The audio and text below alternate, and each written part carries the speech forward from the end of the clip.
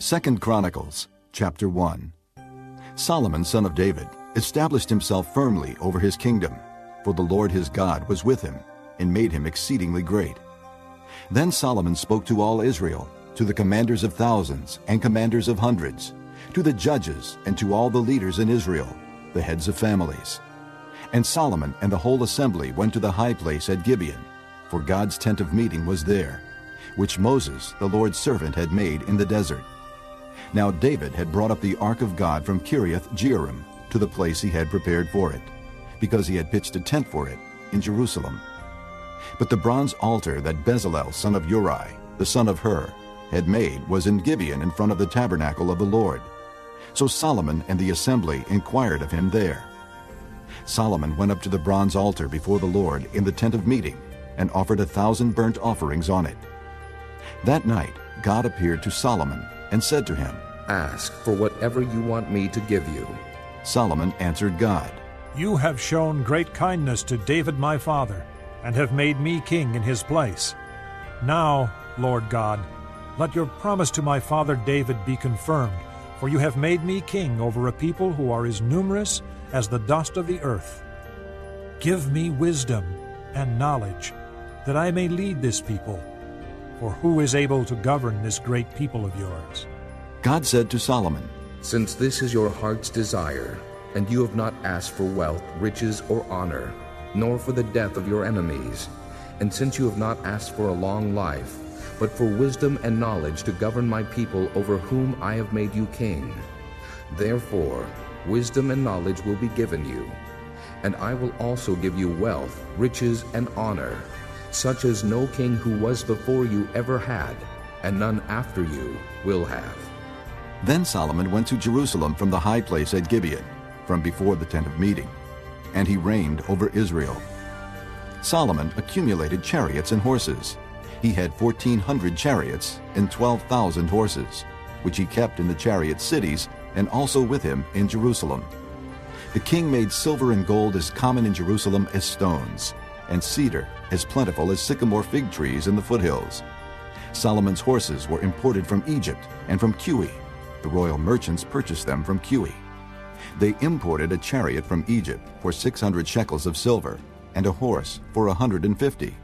They also exported them to all the kings of the Hittites and of the Arameans.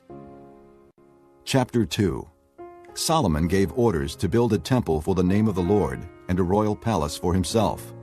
He conscripted 70,000 men as carriers and 80,000 as stone cutters in the hills, and 3,600 as foremen over them. Solomon sent this message to Hiram, king of Tyre. "Send me cedar logs, as you did for my father David when you sent him cedar to build a palace to live in. Now I am about to build a temple for the name of the Lord my God, and to dedicate it to him for burning fragrant incense before him, for setting out the consecrated bread regularly, and for making burnt offerings every morning and evening, and on Sabbaths and new moons, and at the appointed feasts of the Lord our God. This is a lasting ordinance for Israel. The temple I am going to build will be great, because our God is greater than all other gods. But who is able to build a temple for him, since the heavens, even the highest heavens, cannot contain him? Who then am I to build a temple for him, except as a place to burn sacrifices before him? Send me, therefore, a man skilled to work in gold and silver, bronze and iron, and in purple, crimson, and blue yarn, and experienced in the art of engraving, to work in Judah and Jerusalem with my skilled craftsmen, whom my father David provided. Send me also cedar, pine, and algum logs from Lebanon, for I know that your men are skilled in cutting timber there. My men will work with yours, to provide me with plenty of lumber, because the temple I build must be large and magnificent. I will give your servants, the woodsmen who cut the timber, 20,000 cores of ground wheat, 20,000 cores of barley, 20,000 baths of wine, and 20,000 baths of olive oil." Hiram, king of Tyre, replied by letter to Solomon, "Because the Lord loves his people, he has made you their king." And Hiram added, "Praise be to the Lord, the God of Israel, who made heaven and earth. He has given King David a wise son, endowed with intelligence and discernment, who will build a temple for the Lord and a palace for himself. I am sending you Huram-Abi, a man of great skill, whose mother was from Dan and whose father was from Tyre. He is trained to work in gold and silver, bronze and iron, stone and wood, and with purple and blue and crimson yarn and fine linen. He is experienced in all kinds of engraving and can execute any design given to him. He will work with your craftsmen and with those of my lord, David your father. Now let my lord send his servants the wheat and barley and the olive oil and wine he promised, and we will cut all the logs from Lebanon that you need, and will float them in rafts by sea down to Joppa. You can then take them up to Jerusalem. Solomon took a census of all the aliens who were in Israel, after the census his father David had taken, and they were found to be 153,600. He assigned 70,000 of them to be carriers, and 80,000 to be stone cutters in the hills, with 3,600 foremen over them, to keep the people working. Chapter 3. Then Solomon began to build the temple of the Lord in Jerusalem on Mount Moriah, where the Lord had appeared to his father David. It was on the threshing floor of Araunah the Jebusite, the place provided by David. He began building on the 2nd day of the 2nd month, in the 4th year of his reign. The foundation Solomon laid for building the temple of God was 60 cubits long and 20 cubits wide, using the cubit of the old standard. The portico at the front of the temple was 20 cubits long across the width of the building, and 20 cubits high. He overlaid the inside with pure gold. He paneled the main hall with pine, and covered it with fine gold, and decorated it with palm tree and chain designs. He adorned the temple with precious stones, and the gold he used was gold of Parvaim. He overlaid the ceiling beams, door frames, walls, and doors of the temple with gold, and he carved cherubim on the walls. He built the most holy place, its length corresponding to the width of the temple, 20 cubits long and 20 cubits wide. He overlaid the inside with 600 talents of fine gold. The gold nails weighed 50 shekels. He also overlaid the upper parts with gold. In the most holy place, he made a pair of sculptured cherubim and overlaid them with gold. The total wingspan of the cherubim was 20 cubits. One wing of the first cherub was 5 cubits long and touched the temple wall, while its other wing, also 5 cubits long, touched the wing of the other cherub. Similarly, one wing of the second cherub was 5 cubits long and touched the other temple wall, and its other wing, also 5 cubits long, touched the wing of the first cherub.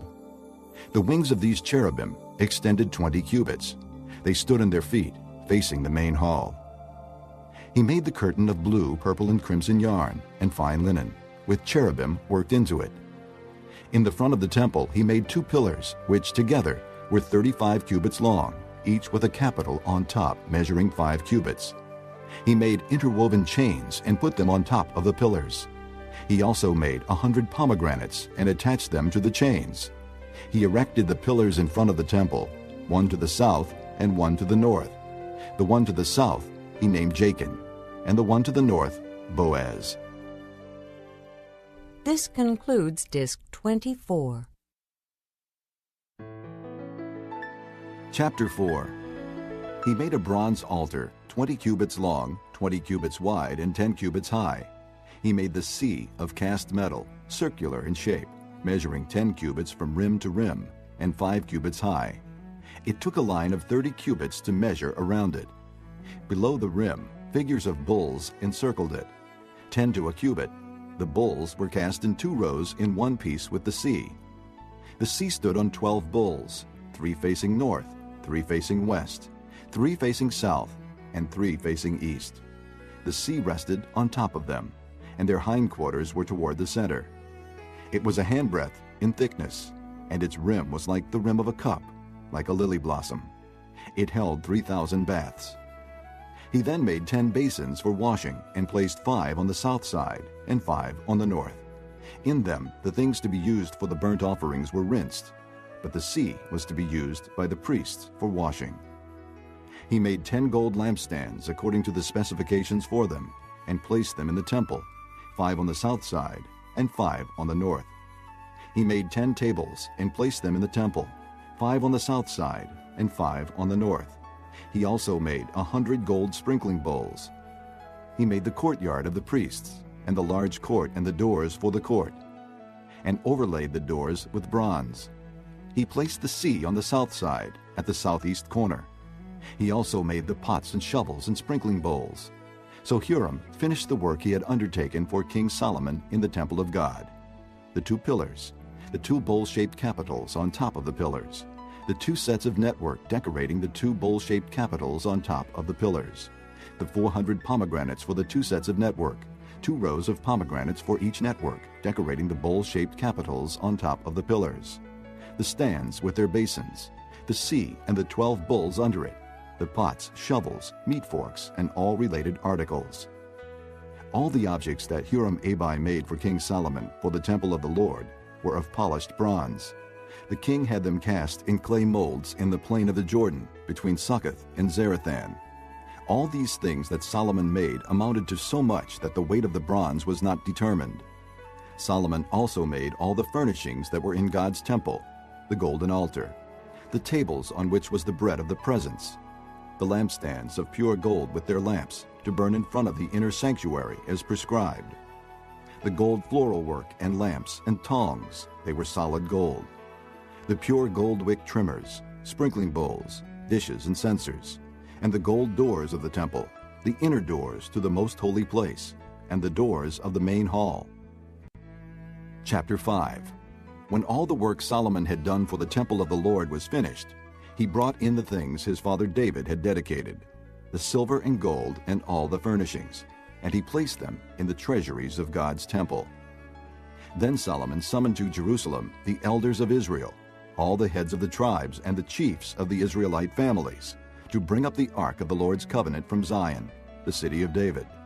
And all the men of Israel came together to the king at the time of the festival in the 7th month.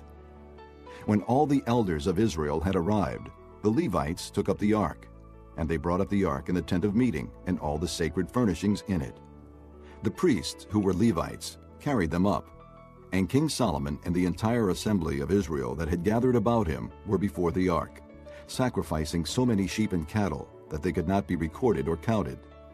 The priests then brought the ark of the Lord's covenant to its place in the inner sanctuary of the temple, the most holy place, and put it beneath the wings of the cherubim. The cherubim spread their wings over the place of the ark and covered the ark and its carrying poles. These poles were so long that their ends, extending from the ark, could be seen from in front of the inner sanctuary, but not from outside the holy place, and they are still there today. There was nothing in the ark except the 2 tablets that Moses had placed in it at Horeb, where the Lord made a covenant with the Israelites after they came out of Egypt.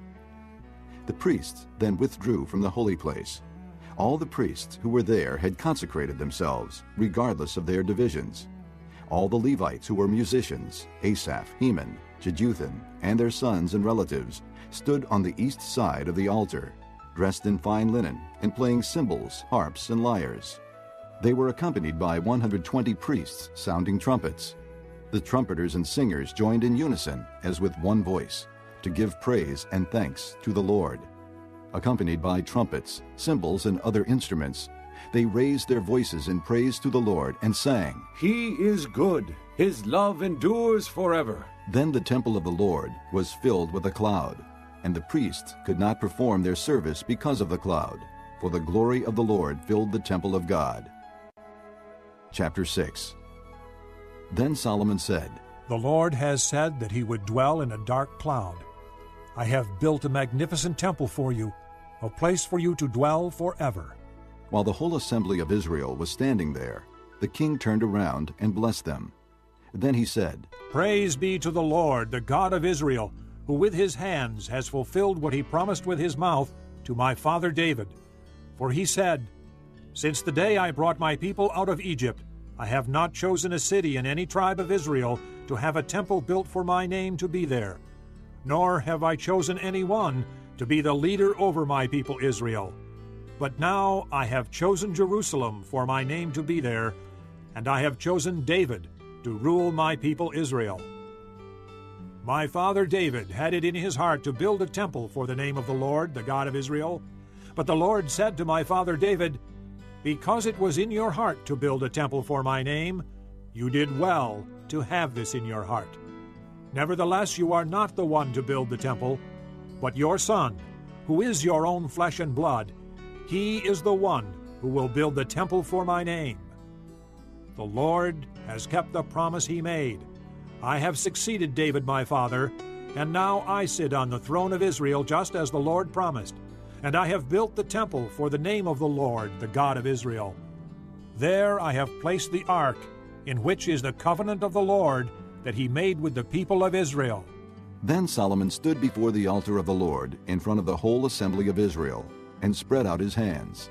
Now he had made a bronze platform, 5 cubits long, 5 cubits wide, and 3 cubits high, and had placed it in the center of the outer court. He stood on the platform and then knelt down before the whole assembly of Israel, and spread out his hands toward heaven. He said, O Lord, God of Israel, there is no God like you in heaven or on earth. You who keep your covenant of love with your servants, who continue wholeheartedly in your way. You have kept your promise to your servant David, my father. With your mouth you have promised, and with your hand you have fulfilled it, as it is today. Now, Lord, God of Israel, keep for your servant David, my father, the promises you made to him when you said, You shall never fail to have a man to sit before me on the throne of Israel, if only your sons are careful in all they do, to walk before me according to my law, as you have done. And now, O Lord, God of Israel, let your word that you promised your servant David come true. But will God really dwell on earth with men? The heavens, even the highest heavens, cannot contain you. How much less this temple I have built. Yet give attention to your servant's prayer and his plea for mercy, O Lord my God. Hear the cry and the prayer that your servant is praying in your presence. May your eyes be open toward this temple day and night, this place of which you said you would put your name there. May you hear the prayer your servant prays toward this place. Hear the supplications of your servant and of your people Israel when they pray toward this place. Hear from heaven your dwelling place, and when you hear, forgive. When a man wrongs his neighbor and is required to take an oath, and he comes and swears the oath before your altar in this temple, then hear from heaven and act. Judge between your servants, repaying the guilty by bringing down on his own head what he has done. Declare the innocent not guilty, and so establish his innocence. When your people Israel have been defeated by an enemy because they have sinned against you, and when they turn back and confess your name, praying and making supplication before you in this temple, then hear from heaven and forgive the sin of your people Israel, and bring them back to the land you gave to them and their fathers. When the heavens are shut up, and there is no rain because your people have sinned against you, and when they pray toward this place, and confess your name and turn from their sin because you have afflicted them, then hear from heaven and forgive the sin of your servants, your people Israel. Teach them the right way to live, and send rain on the land you gave your people for an inheritance. When famine or plague comes to the land, or blight or mildew, locusts or grasshoppers, or when enemies besiege them in any of their cities, whatever disaster or disease may come, and when a prayer or plea is made by any of your people Israel, each one aware of his afflictions and pains, and spreading out his hands toward this temple, then hear from heaven your dwelling place. Forgive, and deal with each man according to all he does, since you know his heart, for you alone know the hearts of men, so that they will fear you and walk in your ways all the time they live in the land you gave our fathers. As for the foreigner who does not belong to your people Israel, but has come from a distant land because of your great name and your mighty hand and your outstretched arm, when he comes and prays toward this temple, then hear from heaven your dwelling place, and do whatever the foreigner asks of you, so that all the peoples of the earth may know your name, and fear you, as do your own people Israel, and may know that this house I have built bears your name. When your people go to war against their enemies wherever you send them, and when they pray to you toward this city you have chosen, and the temple I have built for your name, then hear from heaven their prayer and their plea, and uphold their cause. When they sin against you, for there is no one who does not sin, and you become angry with them and give them over to the enemy who takes them captive to a land far away or near, and if they have a change of heart in the land where they are held captive, and repent, and plead with you in the land of their captivity, and say, We have sinned, we have done wrong and acted wickedly, and if they turn back to you with all their heart and soul in the land of their captivity, where they were taken, and pray toward the land you gave their fathers, toward the city you have chosen, and toward the temple I have built for your name, then from heaven your dwelling place, hear their prayer and their pleas, and uphold their cause, and forgive your people who have sinned against you. Now, my God, may your eyes be open, and your ears attentive to the prayers offered in this place. Now arise, O Lord God, and come to your resting place, you and the ark of your might. May your priests, O Lord God, be clothed with salvation. May your saints rejoice in your goodness. O Lord God, do not reject your anointed one. Remember the great love promised to David, your servant. Chapter 7. When Solomon finished praying, fire came down from heaven and consumed the burnt offering and the sacrifices, and the glory of the Lord filled the temple. The priests could not enter the temple of the Lord because the glory of the Lord filled it. When all the Israelites saw the fire coming down and the glory of the Lord above the temple, they knelt on the pavement with their faces to the ground, and they worshipped and gave thanks to the Lord, saying, He is good. His love endures forever. Then the king and all the people offered sacrifices before the Lord. And King Solomon offered a sacrifice of 22,000 head of cattle and 120,000 sheep and goats. So the king and all the people dedicated the temple of God. The priests took their positions, as did the Levites with the Lord's musical instruments, which King David had made for praising the Lord, and which were used when he gave thanks, saying, His love endures forever. Opposite the Levites, the priests blew their trumpets, and all the Israelites were standing.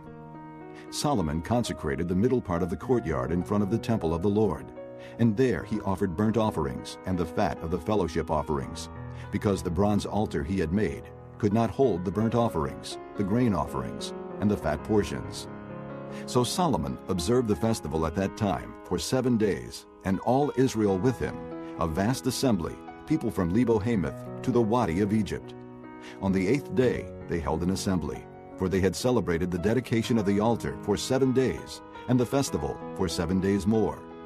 On the 23rd day of the 7th month, he sent the people to their homes, joyful and glad in heart for the good things the Lord had done for David and Solomon, and for his people Israel.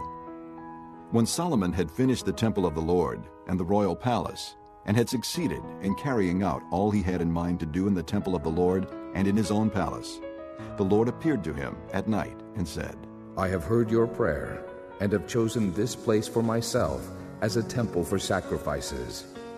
When I shut up the heavens so that there is no rain, or command locusts to devour the land, or send a plague among my people, if my people, who are called by my name, will humble themselves and pray and seek my face and turn from their wicked ways, then I will hear from heaven and will forgive their sin and will heal their land. Now my eyes will be open and my ears attentive to the prayers offered in this place. I have chosen and consecrated this temple so that my name may be there forever. My eyes and my heart will always be there.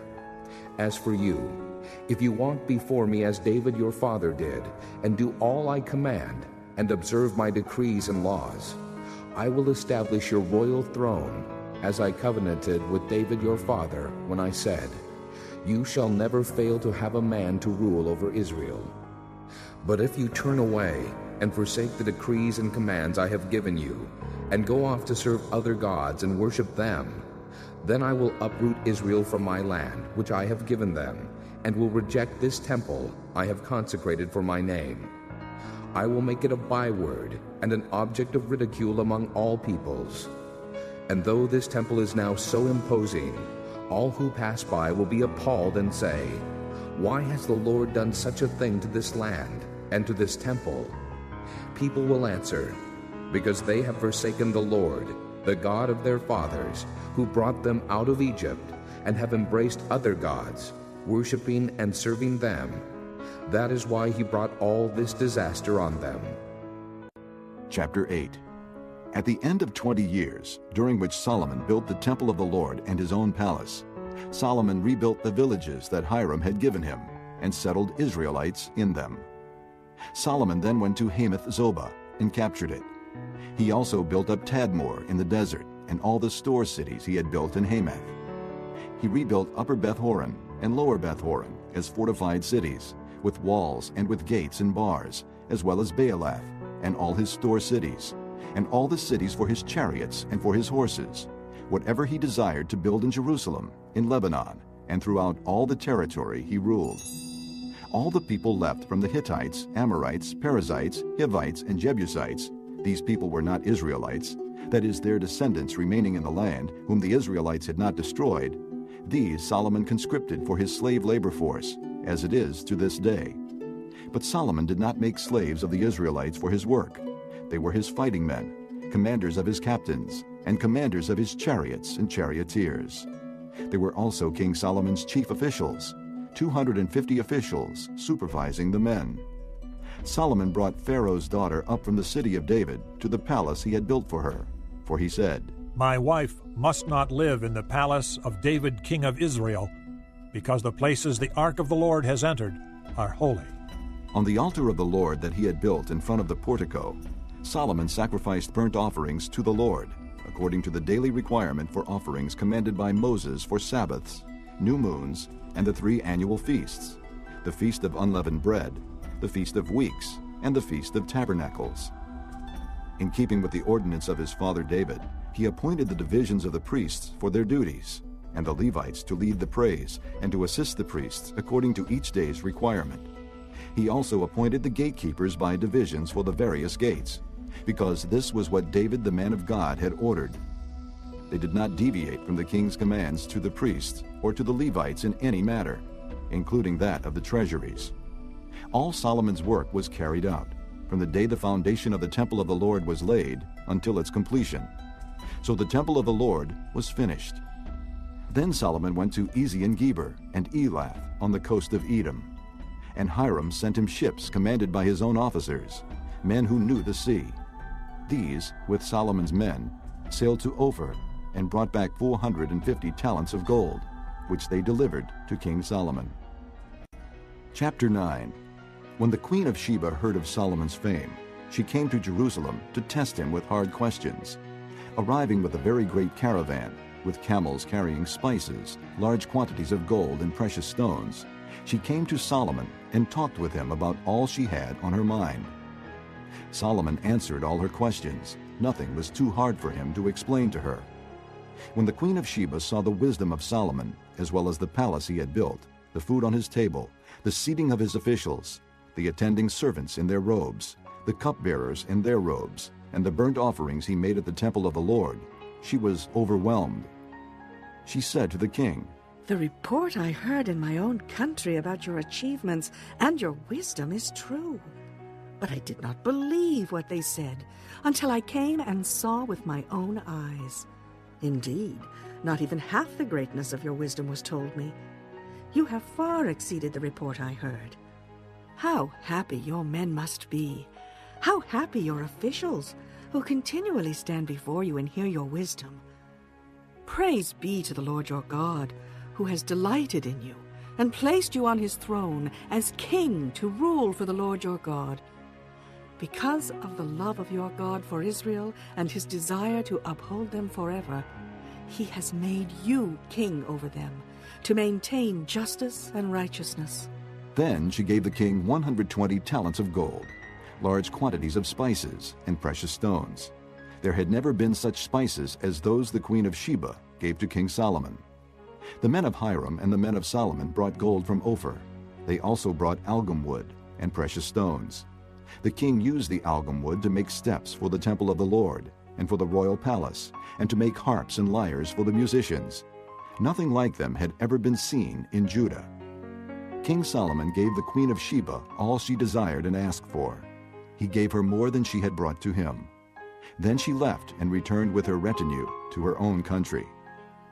The weight of the gold that Solomon received yearly was 666 talents, not including the revenues brought in by merchants and traders. Also, all the kings of Arabia and the governors of the land brought gold and silver to Solomon. King Solomon made 200 large shields of hammered gold. 600 bekas of hammered gold went into each shield. He also made 300 small shields of hammered gold, with 300 bekas of gold in each shield. The king put them in the palace of the forest of Lebanon. Then the king made a great throne inlaid with ivory and overlaid with pure gold. The throne had 6 steps, and a footstool of gold was attached to it. On both sides of the seat were armrests, with a lion standing beside each of them. 12 lions stood on the 6 steps, one at either end of each step. Nothing like it had ever been made for any other kingdom. All King Solomon's goblets were gold, and all the household articles in the palace of the forest of Lebanon were pure gold. Nothing was made of silver, because silver was considered of little value in Solomon's day. The king had a fleet of trading ships manned by Hiram's men. Once every 3 years it returned, carrying gold, silver, and ivory, and apes and baboons. King Solomon was greater in riches and wisdom than all the other kings of the earth. All the kings of the earth sought audience with Solomon to hear the wisdom God had put in his heart. Year after year, everyone who came brought a gift: articles of silver and gold, and robes, weapons, and spices, and horses and mules. Solomon had 4,000 stalls for horses and chariots, and 12,000 horses, which he kept in the chariot cities, and also with him in Jerusalem. He ruled over all the kings from the river to the land of the Philistines, as far as the border of Egypt. The king made silver as common in Jerusalem as stones, and cedar as plentiful as sycamore fig trees in the foothills. Solomon's horses were imported from Egypt and from all other countries. As for the other events of Solomon's reign, from beginning to end, are they not written in the records of Nathan the prophet, in the prophecy of Ahijah the Shilonite, and in the visions of Iddo the seer concerning Jeroboam son of Nebat? Solomon reigned in Jerusalem over all Israel 40 years. Then he rested with his fathers, and was buried in the city of David his father. And Rehoboam his son succeeded him as king. Chapter 10. Rehoboam went to Shechem, for all the Israelites had gone there to make him king. When Jeroboam son of Nebat heard this, he was in Egypt, where he had fled from King Solomon. He returned from Egypt. So they sent for Jeroboam, and he and all Israel went to Rehoboam and said to him, "Your father put a heavy yoke on us, but now lighten the harsh labor and the heavy yoke he put on us, and we will serve you." Rehoboam answered, "Come back to me in 3 days." So the people went away. Then King Rehoboam consulted the elders who had served his father Solomon during his lifetime.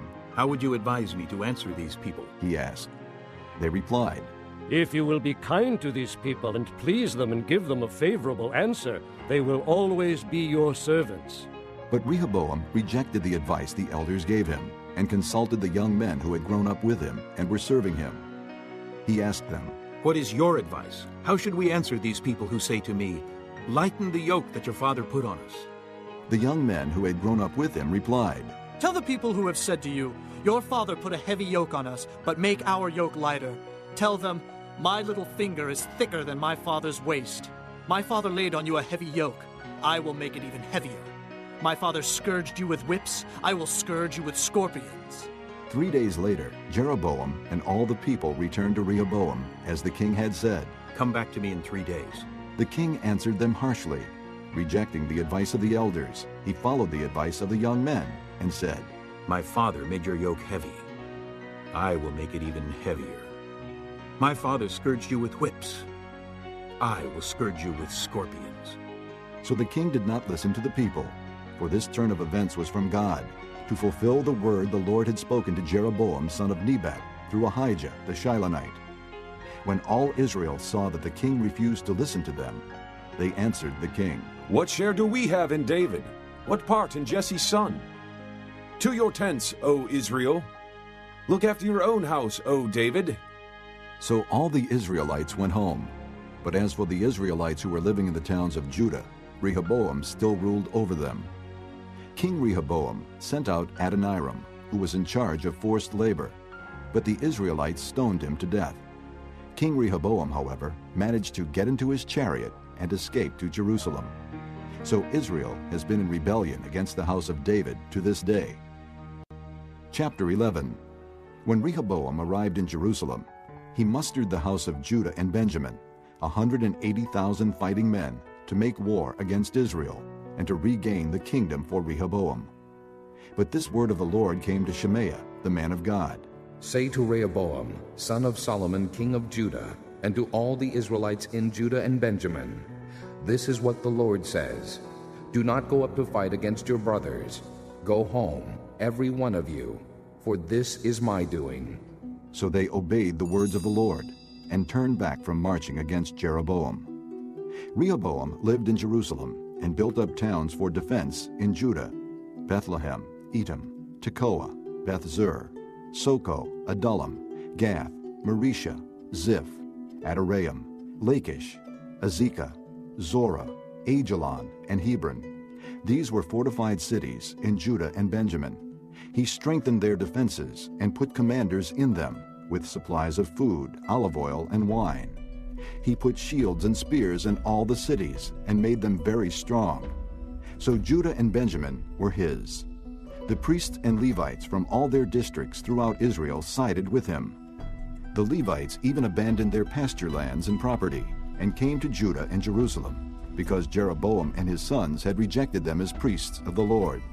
And he appointed his own priests for the high places and for the goat and calf idols he had made. Those from every tribe of Israel who set their hearts on seeking the Lord, the God of Israel, followed the Levites to Jerusalem to offer sacrifices to the Lord, the God of their fathers. They strengthened the kingdom of Judah and supported Rehoboam, son of Solomon, 3 years, walking in the ways of David and Solomon during this time. Rehoboam married Mahalath, who was the daughter of David's son Jeremoth and of Abihail, the daughter of Jesse's son Eliab. She bore him sons Jeush, Shemariah, and Zaham. Then he married Maacah, daughter of Absalom, who bore him Abijah, Attai, Ziza, and Shalomith. Rehoboam loved Maacah, daughter of Absalom, more than any of his other wives and concubines. In all, he had 18 wives and 60 concubines, 28 sons and 60 daughters. Rehoboam appointed Abijah, son of Maacah, to be the chief prince among his brothers, in order to make him king. He acted wisely, dispersing some of his sons throughout the districts of Judah and Benjamin, and to all the fortified cities. He gave them abundant provisions and took many wives for them. Chapter 12. After Rehoboam's position as king was established, and he had become strong, he and all Israel with him abandoned the law of the Lord. Because they had been unfaithful to the Lord, Shishak, king of Egypt, attacked Jerusalem in the 5th year of King Rehoboam. With 1,200 chariots and 60,000 horsemen and the innumerable troops of Libyans, Sukkites, and Cushites that came with him from Egypt, he captured the fortified cities of Judah and came as far as Jerusalem. Then the prophet Shemaiah came to Rehoboam and to the leaders of Judah who had assembled in Jerusalem for fear of Shishak, and he said to them, "This is what the Lord says. You have abandoned me, therefore I now abandon you to Shishak." The leaders of Israel and the king humbled themselves and said, "The Lord is just." When the Lord saw that they had humbled themselves, this word of the Lord came to Shemaiah. Since they have humbled themselves, I will not destroy them, but will soon give them deliverance. My wrath will not be poured out on Jerusalem through Shishak. They will, however, become subject to him, so that they may learn the difference between serving me and serving the kings of other lands. When Shishak, king of Egypt, attacked Jerusalem, he carried off the treasures of the temple of the Lord and the treasures of the royal palace. He took everything, including the gold shield Solomon had made. So King Rehoboam made bronze shields to replace them and assigned these to the commanders of the guard on duty at the entrance to the royal palace. Whenever the king went to the Lord's temple, the guards went with him, bearing the shields, and afterward they returned them to the guard room.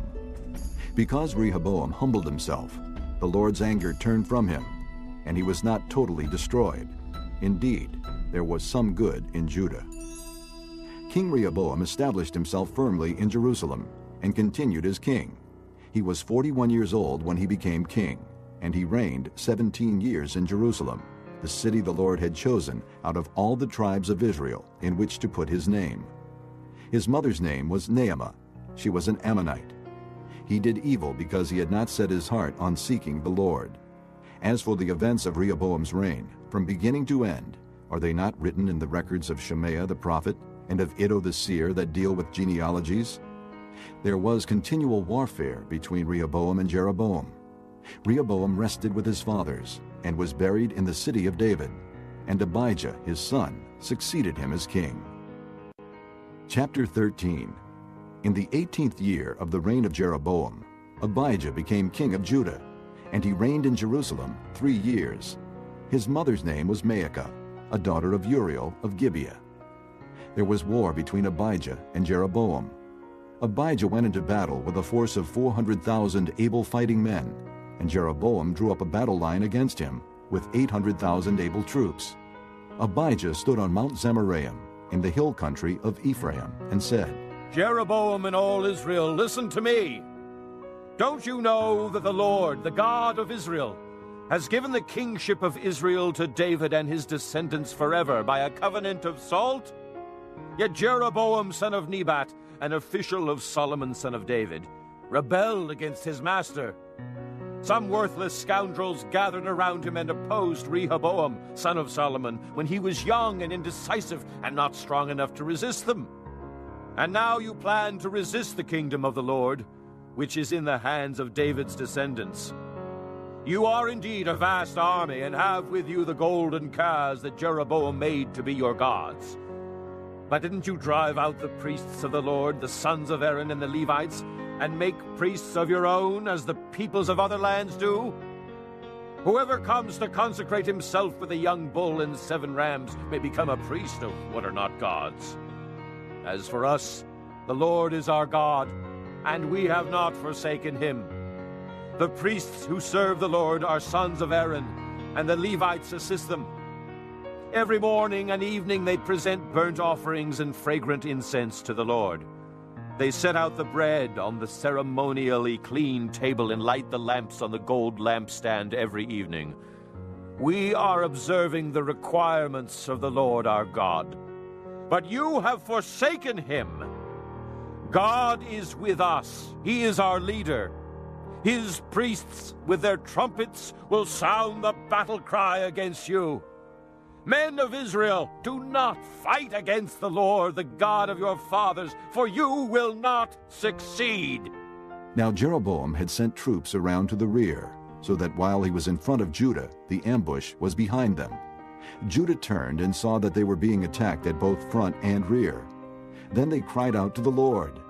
The priests blew their trumpets, and the men of Judah raised the battle cry. At the sound of their battle cry, God routed Jeroboam and all Israel before Abijah and Judah. The Israelites fled before Judah, and God delivered them into their hands. Abijah and his men inflicted heavy losses on them, so that there were 500,000 casualties among Israel's able men. The men of Israel were subdued on that occasion, and the men of Judah were victorious because they relied on the Lord, the God of their fathers.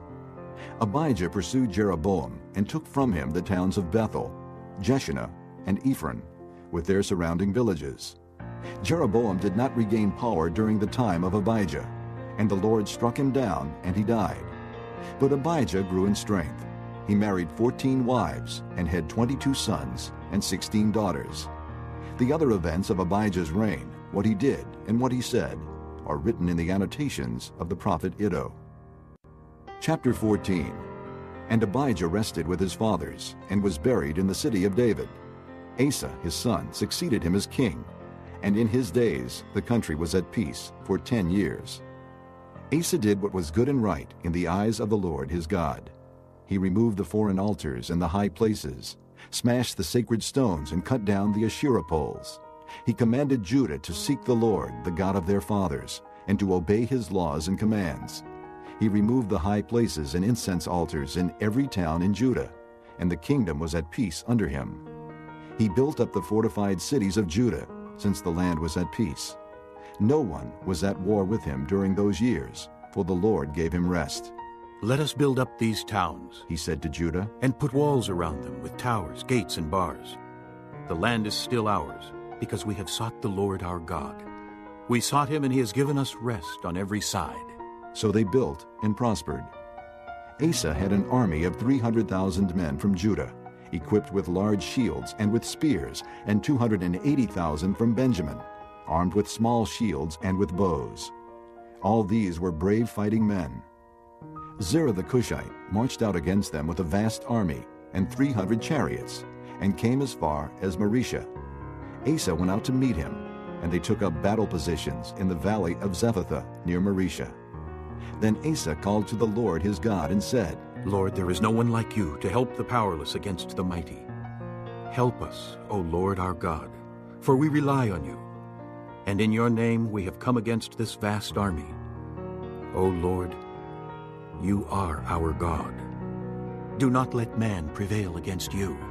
The Lord struck down the Cushites before Asa and Judah. The Cushites fled, and Asa and his army pursued them as far as Gerar. Such a great number of Cushites fell that they could not recover. They were crushed before the Lord and his forces. The men of Judah carried off a large amount of plunder. They destroyed all the villages around Gerar, for the terror of the Lord had fallen upon them.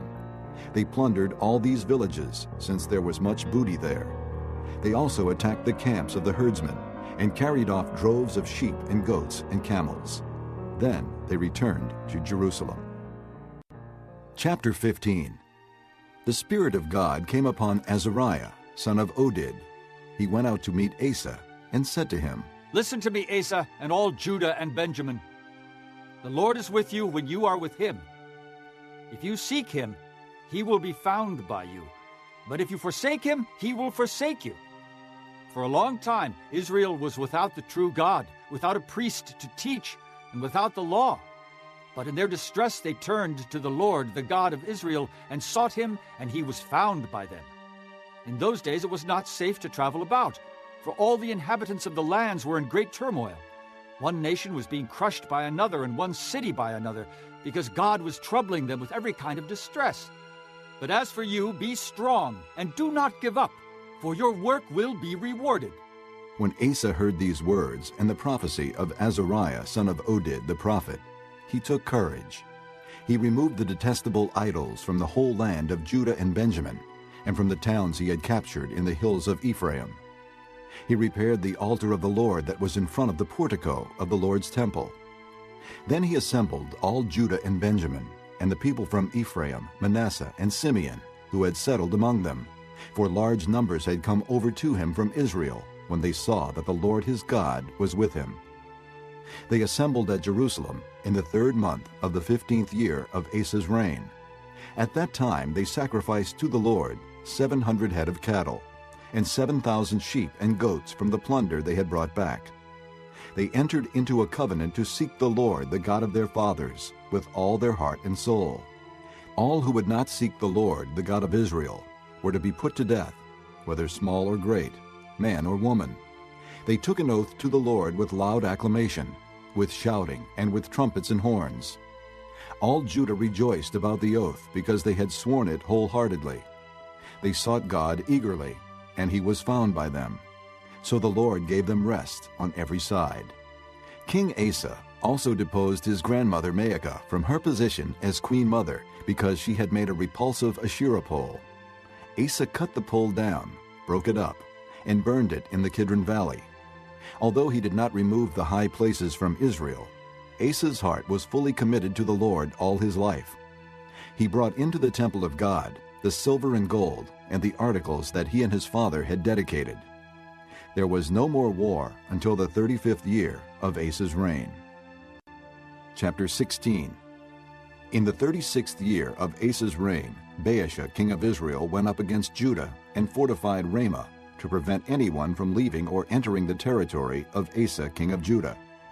Asa then took the silver and gold out of the treasuries of the Lord's temple and of his own palace, and sent it to Ben-Hadad, king of Aram, who was ruling in Damascus. "Let there be a treaty between me and you," he said, "as there was between my father and your father. See, I am sending you silver and gold. Now break your treaty with Baasha, king of Israel, so he will withdraw from me." Ben-Hadad agreed with King Asa and sent the commanders of his forces against the towns of Israel. They conquered Ijon, Dan, Abel-Maim, and all the store cities of Naphtali. When Baasha heard this, he stopped building Ramah and abandoned his work. Then King Asa brought all the men of Judah, and they carried away from Ramah the stones and timber Baasha had been using. With them he built up Geba and Mizpah. At that time Hanani the seer came to Asa king of Judah and said to him, "Because you relied on the king of Aram and not on the Lord your God, the army of the king of Aram has escaped from your hand. Were not the Cushites and Libyans a mighty army with great numbers of chariots and horsemen? Yet when you relied on the Lord, he delivered them into your hand. For the eyes of the Lord range throughout the earth to strengthen those whose hearts are fully committed to him.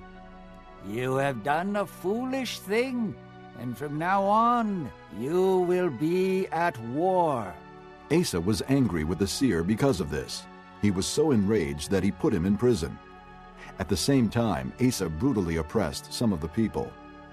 The events of Asa's reign, from beginning to end, are written in the book of the kings of Judah and Israel. In the 39th year of his reign, Asa was afflicted with a disease in his feet.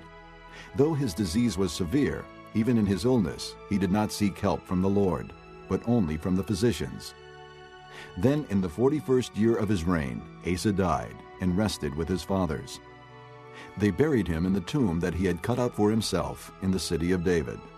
They laid him on a bier covered with spices and various blended perfumes, and they made a huge fire in his honor. Chapter 17. Jehoshaphat his son succeeded him as king and strengthened himself against Israel. He stationed troops in all the fortified cities of Judah and put garrisons in Judah and in the towns of Ephraim that his father Asa had captured. The Lord was with Jehoshaphat, because in his early years he walked in the ways his father David had followed. He did not consult the Baals, but sought the God of his father, and followed his commands rather than the practices of Israel. The Lord established the kingdom under his control, and all Judah brought gifts to Jehoshaphat, so that he had great wealth and honor. His heart was devoted to the ways of the Lord. Furthermore, he removed the high places and the Asherah poles from Judah. In the 3rd year of his reign, he sent his officials Ben-Hail, Obadiah, Zechariah, Nathanael, and Micaiah to teach in the towns of Judah. With them were certain Levites, Shemaiah, Nethaniah, Zebediah, Asahel, Shemiramoth, Jehonathan, Adonijah, Tobijah, and Tob-Adonijah, and the priests, Elishama and Jehoram. They taught throughout Judah, taking with them the book of the law of the Lord. They went around to all the towns of Judah and taught the people. The fear of the Lord fell on all the kingdoms of the land surrounding Judah, so that they did not make war with Jehoshaphat. Some Philistines brought Jehoshaphat gifts and silver as tribute, and the Arabs brought him flocks, 7,700 rams and 7,700 goats. Jehoshaphat became more and more powerful. He built forts and store cities in Judah, and had large supplies in the towns of Judah. He also kept experienced fighting men in Jerusalem. Their enrollment by families was as follows. From Judah, commanders of units of 1,000. Adnah, the commander, with 300,000 fighting men. Next, Jehohanan, the commander, with 280,000. Next, Amasiah, son of Zichri, who volunteered himself for the service of the Lord, with 200,000. From Benjamin, Eliada, a valiant soldier, with 200,000 men armed with bows and shields. Next, Jehozabad, with 180,000 men armed for battle. These were the men who served the king, besides those he stationed in the fortified cities throughout Judah.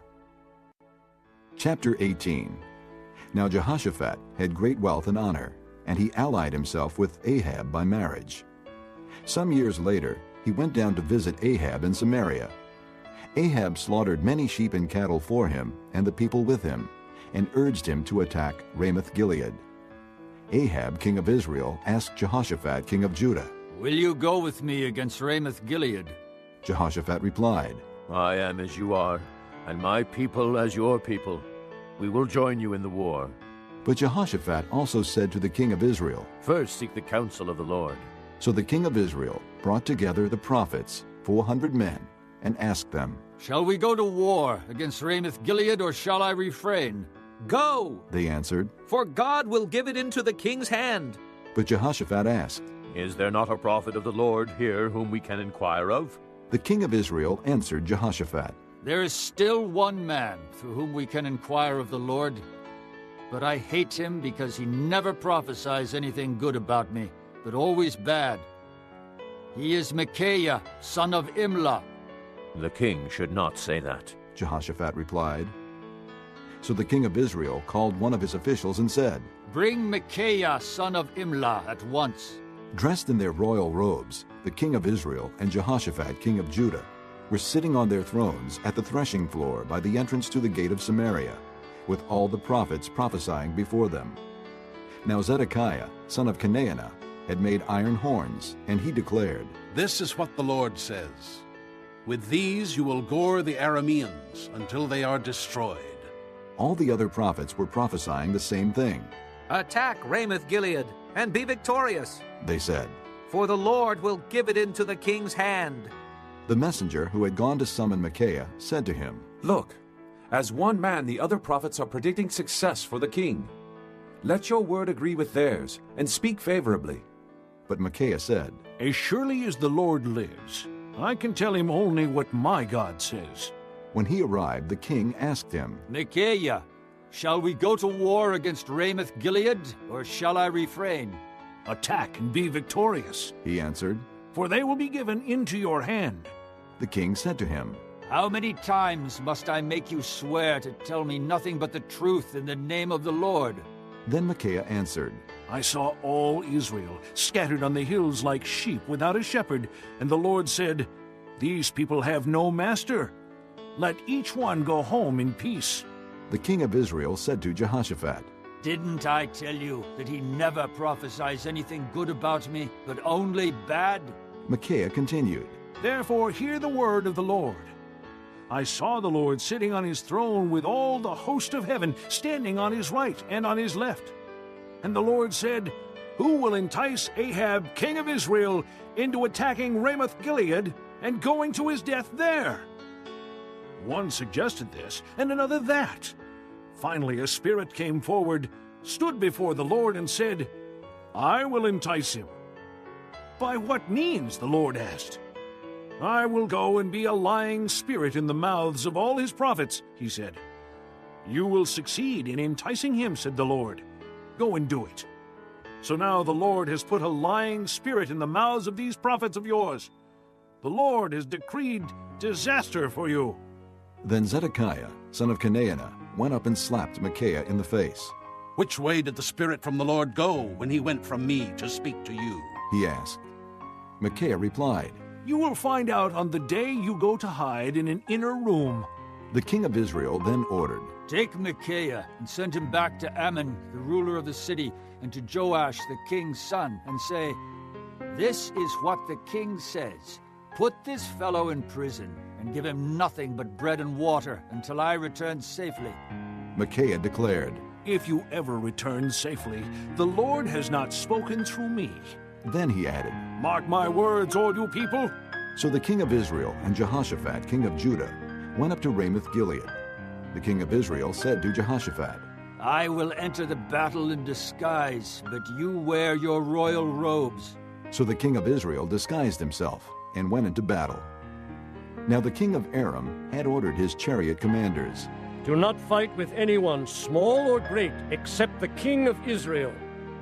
When the chariot commanders saw Jehoshaphat, they thought, This is the king of Israel. So they turned to attack him. But Jehoshaphat cried out, and the Lord helped him. God drew them away from him, for when the chariot commanders saw that he was not the king of Israel, they stopped pursuing him. But someone drew his bow at random and hit the king of Israel between the sections of his armor. The king told the chariot driver, Wheel around and get me out of the fighting. I've been wounded. All day long the battle raged, and the king of Israel propped himself up in his chariot facing the Arameans until evening. Then at sunset he died. Chapter 19. When Jehoshaphat, king of Judah, returned safely to his palace in Jerusalem, Jehu the seer, the son of Hanani, went out to meet him and said to the king, Should you help the wicked and love those who hate the Lord?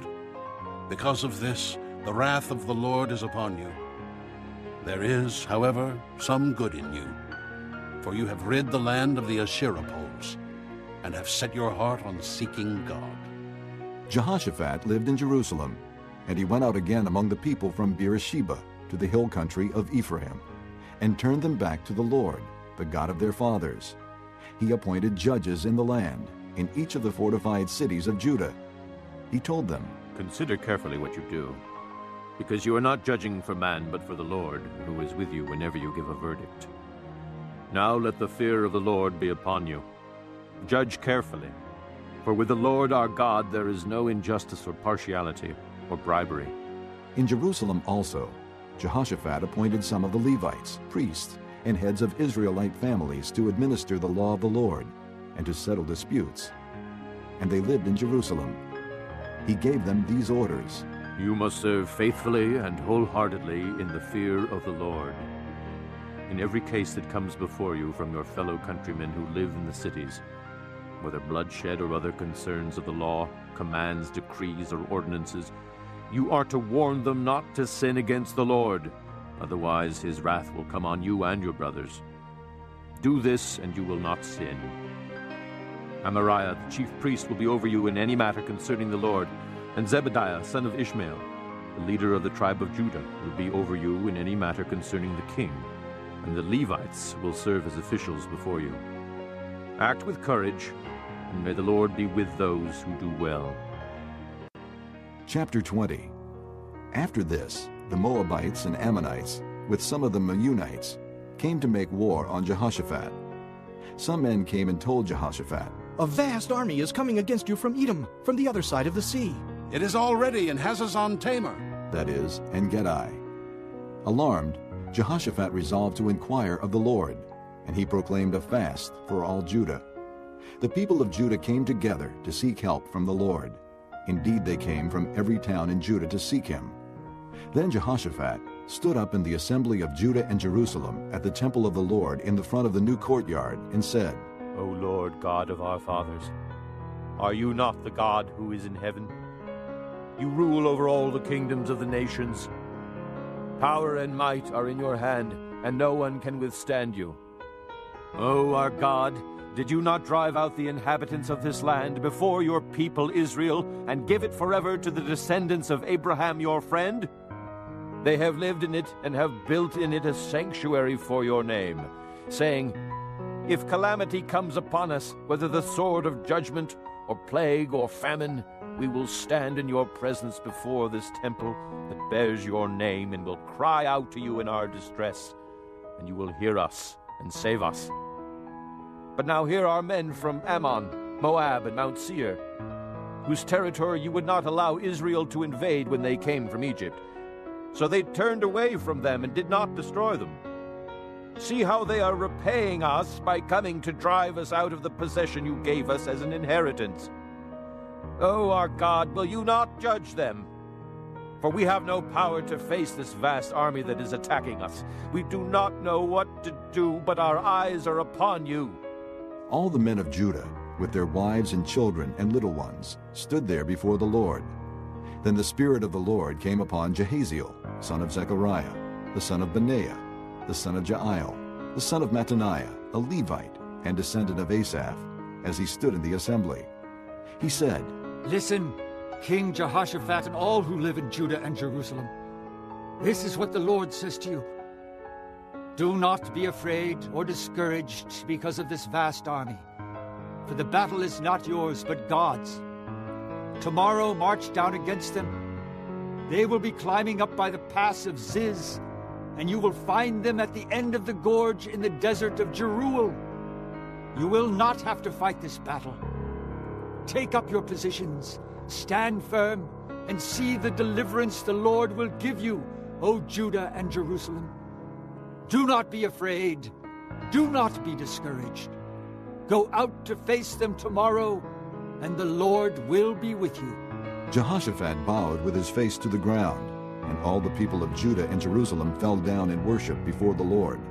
Then some Levites from the Kohathites and Korahites stood up and praised the Lord, the God of Israel, with very loud voice. Early in the morning they left for the desert of Tekoa. As they set out, Jehoshaphat stood and said, Listen to me, Judah and people of Jerusalem. Have faith in the Lord your God, and you will be upheld. Have faith in his prophets, and you will be successful. After consulting the people, Jehoshaphat appointed men to sing to the Lord and to praise him for the splendor of his holiness, as they went out at the head of the army, saying, Give thanks to the Lord, for his love endures forever. As they began to sing and praise, the Lord set ambushes against the men of Ammon and Moab and Mount Seir who were invading Judah, and they were defeated. The men of Ammon and Moab rose up against the men from Mount Seir to destroy and annihilate them. After they finished slaughtering the men from Seir, they helped to destroy one another. When the men of Judah came to the place that overlooks the desert and looked toward the vast army, they saw only dead bodies lying on the ground. No one had escaped. So Jehoshaphat and his men went to carry off their plunder, and they found among them a great amount of equipment and clothing, and also articles of value, more than they could take away. There was so much plunder that it took 3 days to collect it. On the 4th day, they assembled in the valley of Berakah, where they praised the Lord. This is why it is called the Valley of Berakah to this day. Then, led by Jehoshaphat, all the men of Judah and Jerusalem returned joyfully to Jerusalem, for the Lord had given them cause to rejoice over their enemies. They entered Jerusalem and went to the temple of the Lord with harps and lutes and trumpets. The fear of God came upon all the kingdoms of the countries when they heard how the Lord had fought against the enemies of Israel. And the kingdom of Jehoshaphat was at peace, for his God had given him rest on every side. So Jehoshaphat reigned over Judah. He was 35 years old when he became king of Judah, and he reigned in Jerusalem 25 years. His mother's name was Azubah, daughter of Shilhi. He walked in the ways of his father Asa, and did not stray from them. He did what was right in the eyes of the Lord. The high places, however, were not removed, and the people still had not set their hearts on the God of their fathers. The other events of Jehoshaphat's reign, from beginning to end, are written in the annals of Jehu, son of Hanani, which are recorded in the book of the kings of Israel. Later, Jehoshaphat, king of Judah, made an alliance with Ahaziah, king of Israel, who was guilty of wickedness. He agreed with him to construct a fleet of trading ships. After these were built at Ezion-Geber, Eliezer, son of Dodavehu of Marisha, prophesied against Jehoshaphat, saying, Because you have made an alliance with Ahaziah, the Lord will destroy what you have made. The ships were wrecked and were not able to set sail to trade. Chapter 21. Then Jehoshaphat rested with his fathers and was buried with them in the city of David. And Jehoram, his son, succeeded him as king. Jehoram's brothers, the sons of Jehoshaphat, were Azariah, Jehiel, Zechariah, Azariahu, Michael, and Shephatiah. All these were sons of Jehoshaphat, king of Israel. Their father had given them many gifts of silver and gold and articles of value, as well as fortified cities in Judah, but he had given the kingdom to Jehoram because he was his firstborn son. When Jehoram established himself firmly over his father's kingdom, he put all his brothers to the sword, along with some of the princes of Israel. Jehoram was 32 years old when he became king, and he reigned in Jerusalem 8 years. He walked in the ways of the kings of Israel, as the house of Ahab had done, for he married a daughter of Ahab. He did evil in the eyes of the Lord. Nevertheless, because of the covenant the Lord had made with David, the Lord was not willing to destroy the house of David. He had promised to maintain a lamp for him and his descendants forever. In the time of Jehoram, Edom rebelled against Judah and set up its own king.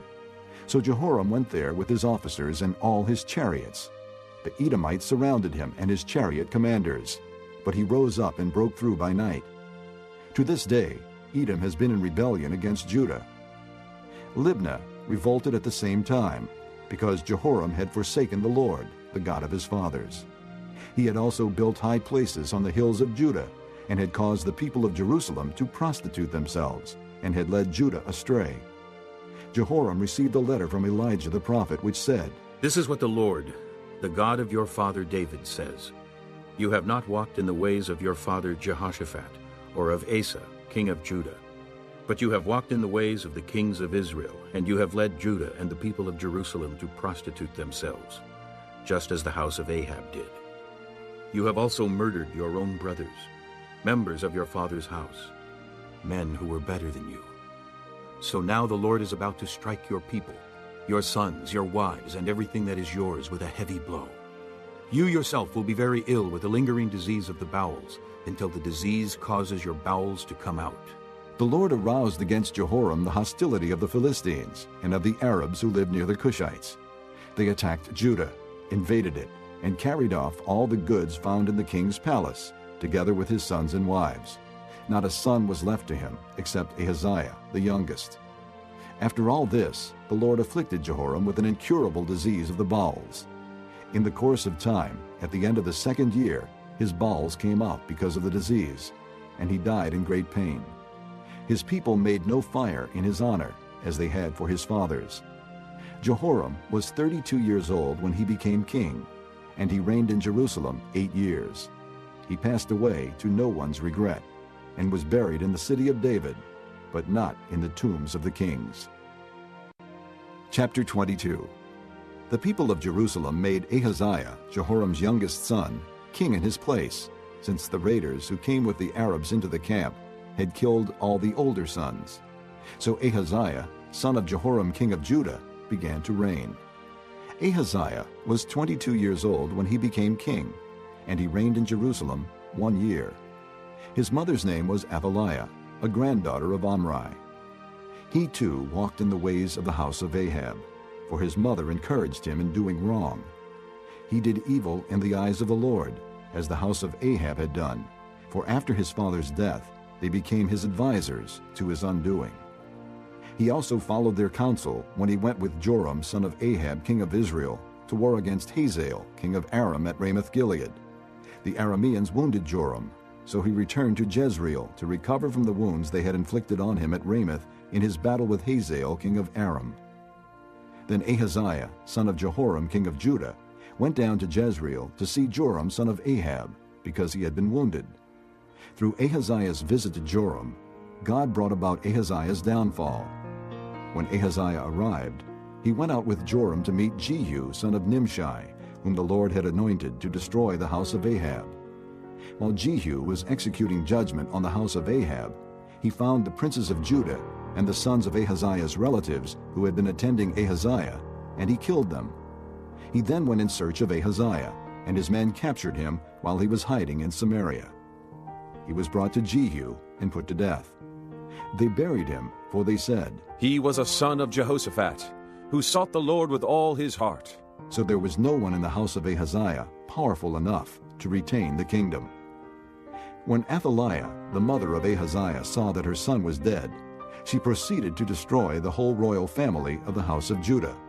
But Jehosheba, the daughter of King Jehoram, took Joash, son of Ahaziah, and stole him away from among the royal princes who were about to be murdered, and put him and his nurse in a bedroom.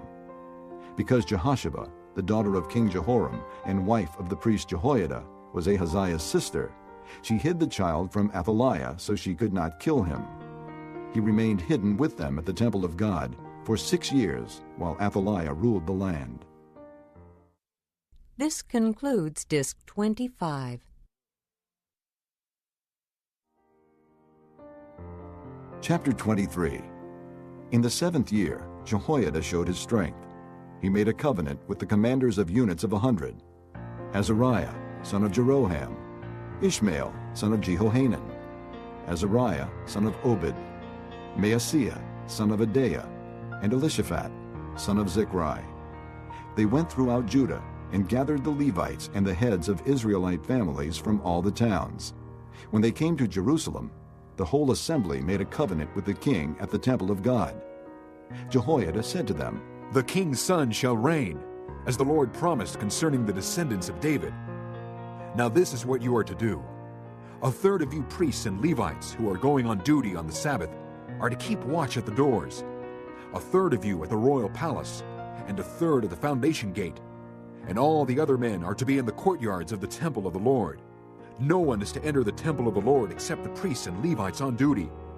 They may enter because they are consecrated, but all the other men are to guard what the Lord has assigned to them. The Levites are to station themselves around the king, each man with his weapons in his hand. Anyone who enters the temple must be put to death. Stay close to the king wherever he goes.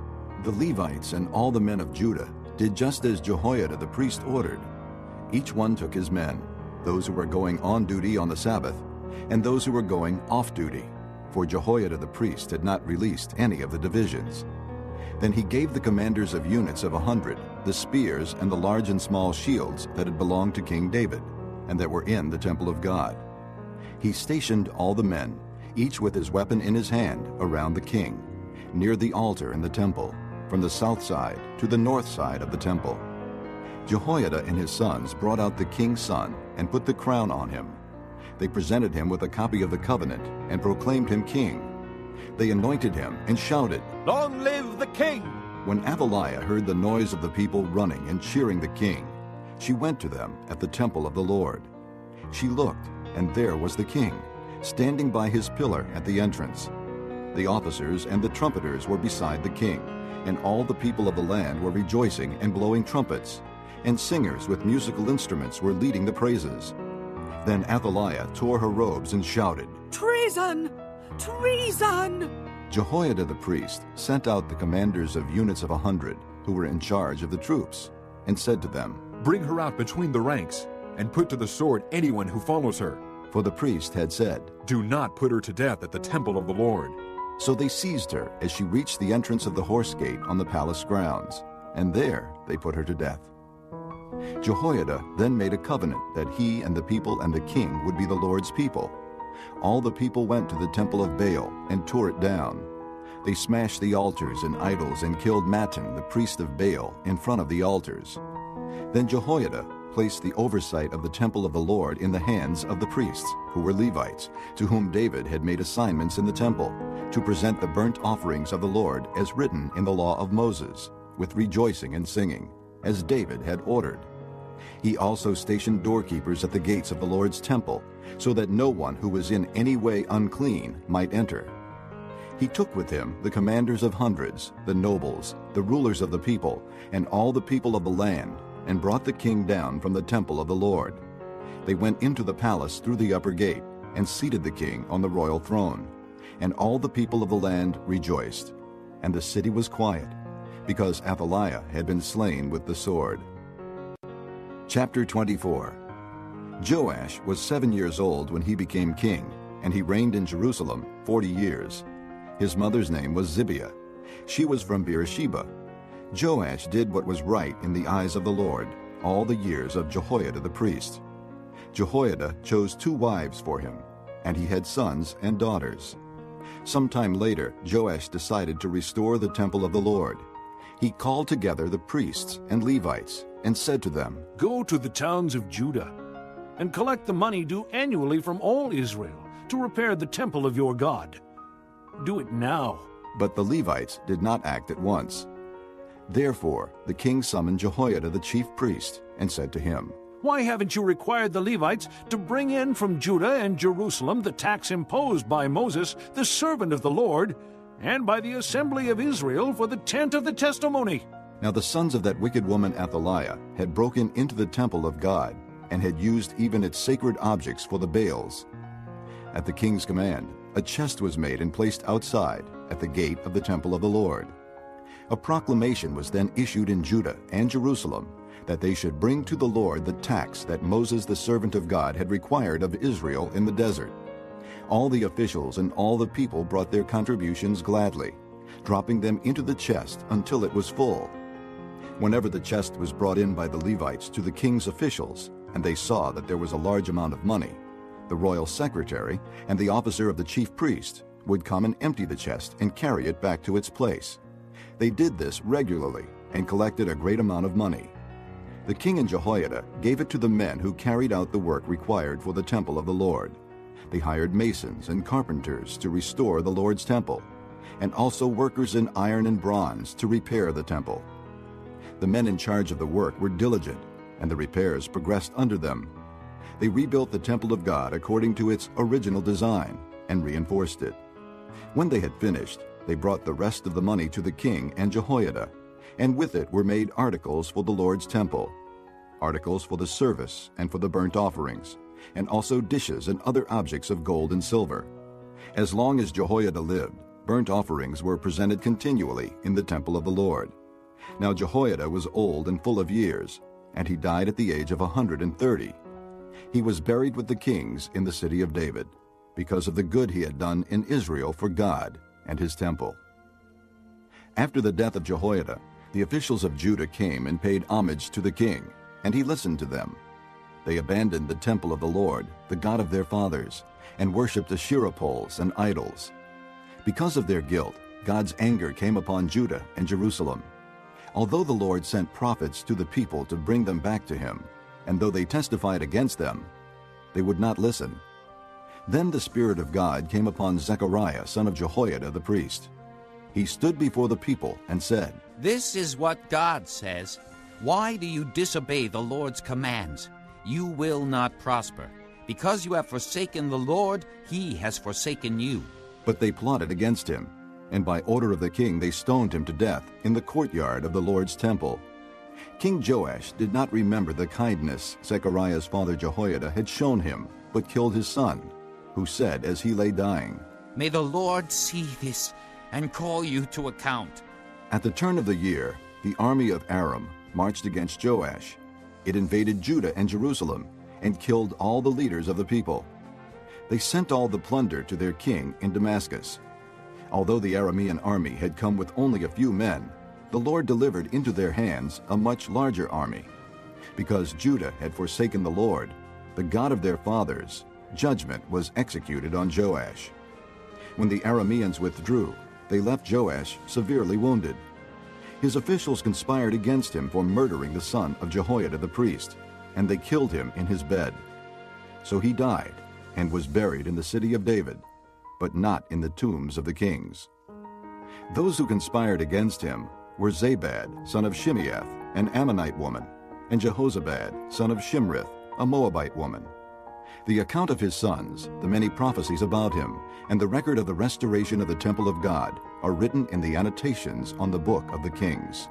And Amaziah, his son, succeeded him as king. Chapter 25. Amaziah was 25 years old when he became king, and he reigned in Jerusalem 29 years. His mother's name was Jehoaddin. She was from Jerusalem. He did what was right in the eyes of the Lord, but not wholeheartedly. After the kingdom was firmly in his control, he executed the officials who had murdered his father, the king. Yet he did not put their sons to death, but acted in accordance with what is written in the law, in the book of Moses, where the Lord commanded, "Fathers shall not be put to death for their children, nor children put to death for their fathers. Each is to die for his own sins." Amaziah called the people of Judah together and assigned them according to their families to commanders of thousands and commanders of hundreds for all Judah and Benjamin. He then mustered those 20 years old or more and found that there were 300,000 men ready for military service, able to handle the spear and shield. He also hired 100,000 fighting men from Israel for 100 talents of silver. But a man of God came to him and said, "O king, these troops from Israel must not march with you, for the Lord is not with Israel, not with any of the people of Ephraim. Even if you go and fight courageously in battle, God will overthrow you before the enemy, for God has the power to help or to overthrow." Amaziah asked the man of God, "But what about the 100 talents I paid for these Israelite troops?" The man of God replied, "The Lord can give you much more than that." So Amaziah dismissed the troops who had come to him from Ephraim and sent them home. They were furious with Judah and left for home in a great rage. Amaziah then marshaled his strength and led his army to the valley of Salt, where he killed 10,000 men of Seir. The army of Judah also captured 10,000 men alive, took them to the top of a cliff, and threw them down so that all were dashed to pieces. Meanwhile, the troops that Amaziah had sent back and had not allowed to take part in the war raided Judean towns from Samaria to Beth-horon. They killed 3,000 people and carried off great quantities of plunder. When Amaziah returned from slaughtering the Edomites, he brought back the gods of the people of Seir. He set them up as his own gods, bowed down to them, and burned sacrifices to them. The anger of the Lord burned against Amaziah, and he sent a prophet to him who said, "Why do you consult this people's gods, which could not save their own people from your hand?" While he was still speaking, the king said to him, "Have we appointed you an advisor to the king? Stop! Why be struck down?" So the prophet stopped, but said, "I know that God has determined to destroy you, because you have done this and have not listened to my counsel." After Amaziah, king of Judah, consulted his advisers, he sent this challenge to Jehoash, son of Jehoahaz, the son of Jehu, king of Israel. "Come, meet me face to face." But Jehoash, king of Israel, replied to Amaziah, king of Judah, "A thistle in Lebanon sent a message to a cedar in Lebanon. Give your daughter to my son in marriage." Then a wild beast in Lebanon came along and trampled the thistle underfoot. You say to yourself that you have defeated Edom, and now you are arrogant and proud. But stay at home. Why ask for trouble and cause your own downfall and that of Judah also? Amaziah, however, would not listen, for God so worked that he might hand them over to Jehoash, because they sought the gods of Edom. So Jehoash, king of Israel, attacked. He and Amaziah, king of Judah, faced each other at Beth-Shemesh in Judah. Judah was routed by Israel, and every man fled to his home. Jehoash, king of Israel, captured Amaziah, king of Judah, the son of Joash, the son of Ahaziah, at Beth-Shemesh. Then Jehoash brought him to Jerusalem and broke down the wall of Jerusalem from the Ephraim gate to the corner gate, a section about 600 feet long. He took all the gold and silver and all the articles found in the temple of God that had been in the care of Obed-Edom, together with the palace treasures and the hostages, and returned to Samaria. Amaziah, son of Joash, king of Judah, lived for 15 years after the death of Jehoash, son of Jehoahaz, king of Israel. As for the other events of Amaziah's reign, from beginning to end, are they not written in the book of the kings of Judah and Israel? From the time that Amaziah turned away from following the Lord, they conspired against him in Jerusalem, and he fled to Lachish. But they sent men after him to Lachish, and killed him there. He was brought back by horse, and was buried with his fathers in the city of Judah. Chapter 26. Then all the people of Judah took Uzziah, who was 16 years old, and made him king in place of his father Amaziah. He was the one who rebuilt Elath, and restored it to Judah after Amaziah rested with his fathers. Uzziah was 16 years old when he became king, and he reigned in Jerusalem 52 years. His mother's name was Jechaliah. She was from Jerusalem. He did what was right in the eyes of the Lord, just as his father Amaziah had done. He sought God during the days of Zechariah, who instructed him in the fear of God. As long as he sought the Lord, God gave him success.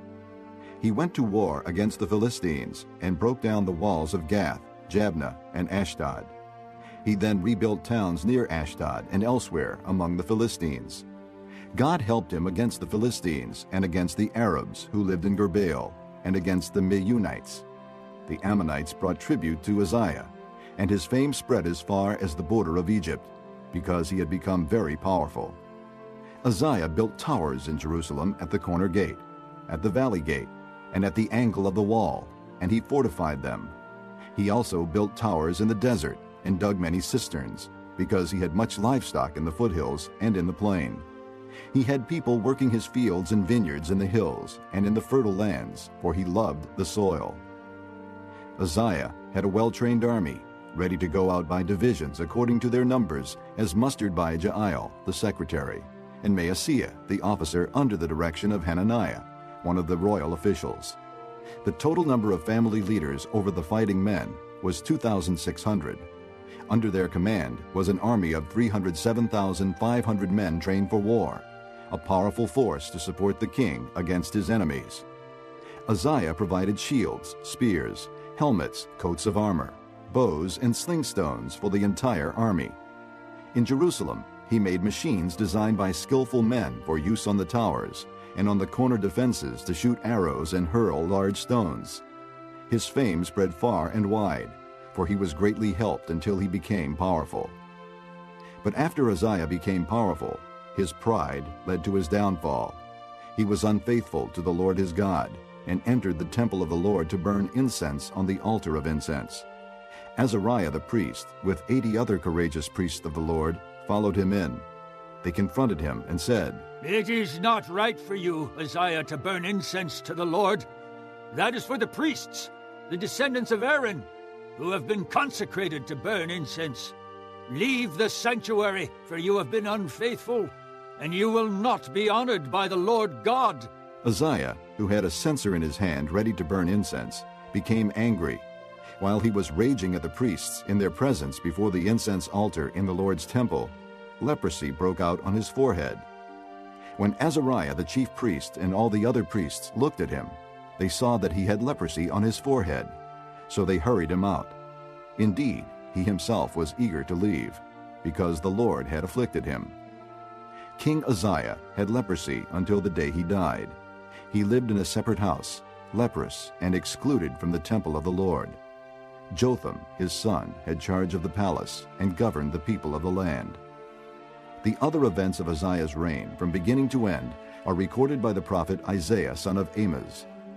Uzziah rested with his fathers and was buried near them in a field for burial that belonged to the kings, for people said, "He had leprosy." And Jotham his son succeeded him as king. Chapter 27. Jotham was 25 years old when he became king, and he reigned in Jerusalem 16 years. His mother's name was Jerusha, daughter of Zadok. He did what was right in the eyes of the Lord, just as his father Uzziah had done. But unlike him, he did not enter the temple of the Lord. The people, however, continued their corrupt practices. Jotham rebuilt the upper gate of the temple of the Lord and did extensive work on the wall at the hill of Ophel. He built towns in the Judean hills and forts and towers in the wooded areas. Jotham made war on the king of the Ammonites and conquered them. That year the Ammonites paid him 100 talents of silver, 10,000 cores of wheat, and 10,000 cores of barley. The Ammonites brought him the same amount also in the second and third years. Jotham grew powerful because he walked steadfastly before the Lord his God. The other events in Jotham's reign, including all his wars and the other things he did, are written in the book of the kings of Israel and Judah.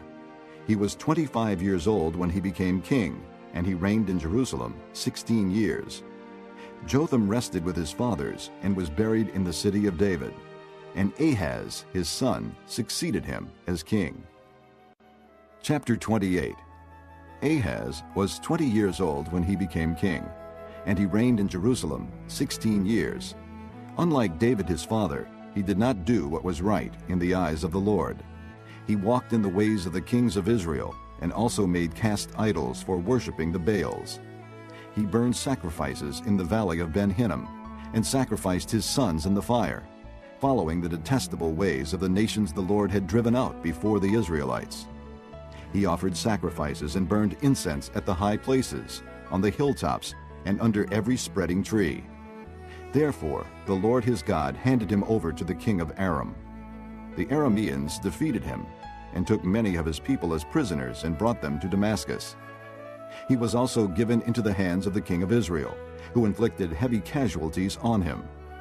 In one day Pekah, son of Remaliah, killed 120,000 soldiers in Judah, because Judah had forsaken the Lord, the God of their fathers. Zichri, an Ephraimite warrior, killed Maaseiah, the king's son, Azrikam, the officer in charge of the palace, and Elkanah, second to the king. The Israelites took captive from their kinsmen 200,000 wives, sons, and daughters. They also took a great deal of plunder, which they carried back to Samaria. But a prophet of the Lord named Oded was there, and he went out to meet the army when it returned to Samaria. He said to them, "Because the Lord, the God of your fathers, was angry with Judah, he gave them into your hand. But you have slaughtered them in a rage that reaches to heaven. And now you intend to make the men and women of Judah and Jerusalem your slaves. But aren't you also guilty of sins against the Lord your God? Now listen to me. Send back your fellow countrymen you have taken as prisoners, for the Lord's fierce anger rests on you." Then some of the leaders in Ephraim, Azariah, son of Jehohanan, Berechiah, son of Meshillemoth, Jehizkiah, son of Shallum, and Amasa, son of Hadlai, confronted those who were arriving from the war. "You must not bring those prisoners here," they said, "or we will be guilty before the Lord. Do you intend to add to our sin and guilt? For our guilt is already great, and his fierce anger rests on Israel." So the soldiers gave up the prisoners and plunder in the presence of the officials and all the assembly. The men designated by name took the prisoners, and from the plunder they clothed all who were naked. They provided them with clothes and sandals, food and drink, and healing balm. All those who were weak they put on donkeys. So they took them back to their fellow countrymen at Jericho, the city of palms, and returned to Samaria. At that time King Ahaz sent to the king of Assyria for help. The Edomites had again come and attacked Judah and carried away prisoners, while the Philistines had raided towns in the foothills and in the Negev of Judah. They captured and occupied Beth-Shemesh, Ajalon, and Gederoth, as well as Soko, Timnah, and Gimzo, with their surrounding villages. The Lord had humbled Judah because of Ahaz, king of Israel, for he had promoted wickedness in Judah, and had been most unfaithful to the Lord. Tiglath-Pileser, king of Assyria, came to him, but he gave him trouble instead of help. Ahaz took some of the things from the temple of the Lord, and from the royal palace, and from the princes, and presented them to the king of Assyria, but that did not help him. In his time of trouble, King Ahaz became even more unfaithful to the Lord. He offered sacrifices to the gods of Damascus, who had defeated him, for he thought, "Since the gods of the kings of Aram have helped them, I will sacrifice to them, so they will help me." But they were his downfall, and the downfall of all Israel. Ahaz gathered together the furnishings from the temple of God and took them away. He shut the doors of the Lord's temple and set up altars at every street corner in Jerusalem. In every town in Judah he built high places to burn sacrifices to other gods and provoked the Lord, the God of his fathers, to anger. The other events of his reign and all his ways from beginning to end are written in the book of the kings of Judah and Israel. Ahaz rested with his fathers and was buried in the city of Jerusalem, but he was not placed in the tombs of the kings of Israel. And Hezekiah, his son, succeeded him as king. Chapter 29. Hezekiah was 25 years old when he became king, and he reigned in Jerusalem 29 years. His mother's name was Abijah, daughter of Zechariah. He did what was right in the eyes of the Lord, just as his father David had done. In the first month of the first year of his reign, he opened the doors of the temple of the Lord and repaired them. He brought in the priests and the Levites, assembled them in the square on the east side, and said, "Listen to me, Levites. Consecrate yourselves now, and consecrate the temple of the Lord, the God of your fathers. Remove all defilement from the sanctuary. Our fathers were unfaithful. They did evil in the eyes of the Lord our God and forsook him. They turned their faces away from the Lord's dwelling place and turned their backs on him. They also shut the doors of the portico and put out the lamps. They did not burn incense or present any burnt offerings at the sanctuary to the God of Israel. Therefore, the anger of the Lord has fallen on Judah and Jerusalem. He has made them an object of dread and horror and scorn, as you can see with your own eyes. This is why our fathers have fallen by the sword, and why our sons and daughters and our wives are in captivity. Now I intend to make a covenant with the Lord, the God of Israel, so that his fierce anger will turn away from us. My sons, do not be negligent now, for the Lord has chosen you to stand before him and serve him, to minister before him, and to burn incense." Then these Levites set to work, from the Kohathites, Mahath, son of Amasai, and Joel, son of Azariah, from the Merarites, Kish, son of Abdi, and Azariah, son of Jehalalel, from the Gershonites, Joah, son of Zimmah, and Eden, son of Joah, from the descendants of Elizaphan, Shimri, and Jael, from the descendants of Asaph, Zechariah, and Mattaniah, from the descendants of Heman, Jehiel, and Shimei, from the descendants of Jeduthun, Shemaiah, and Uzziel. When they had assembled their brothers and consecrated themselves, they went in to purify the temple of the Lord, as the king had ordered, following the word of the Lord. The priests went into the sanctuary of the Lord to purify it. They brought out to the courtyard of the Lord's temple everything unclean that they found in the temple of the Lord. The Levites took it and carried it out to the Kidron Valley. They began the consecration on the first day of the first month, and by the 8th day of the month they reached the portico of the Lord. For 8 more days they consecrated the temple of the Lord itself, finishing on the 16th day of the first month. Then they went in to King Hezekiah and reported, "We have purified the entire temple of the Lord, the altar of burnt offering with all its utensils, and the table for setting out the consecrated bread with all its articles. We have prepared and consecrated all the articles that King Ahaz removed in his unfaithfulness while he was king. They are now in front of the Lord's altar." Early the next morning, King Hezekiah gathered the city officials together and went up to the temple of the Lord. They brought 7 bulls, 7 rams, 7 male lambs, and 7 male goats as a sin offering for the kingdom, for the sanctuary, and for Judah. The king commanded the priests, the descendants of Aaron, to offer these on the altar of the Lord. So they slaughtered the bulls, and the priests took the blood and sprinkled it on the altar. Next, they slaughtered the rams and sprinkled their blood on the altar. Then they slaughtered the lambs and sprinkled their blood on the altar. The goats for the sin offering were brought before the king and the assembly, and they laid their hands on them. The priests then slaughtered the goats and presented their blood on the altar for a sin offering to atone for all Israel, because the king had ordered the burnt offering and the sin offering for all Israel.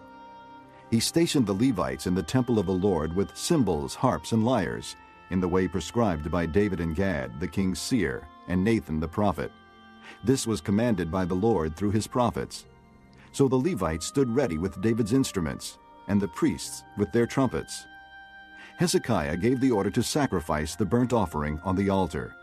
As the offering began, singing to the Lord began also, accompanied by trumpets and the instruments of David, king of Israel.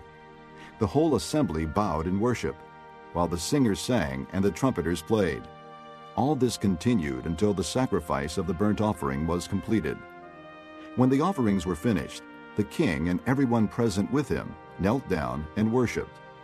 King Hezekiah and his officials ordered the Levites to praise the Lord with the words of David and of Asaph the seer. So they sang praises with gladness and bowed their heads and worshipped. Then Hezekiah said, "You have now dedicated yourselves to the Lord. Come and bring sacrifices and thank offerings to the temple of the Lord."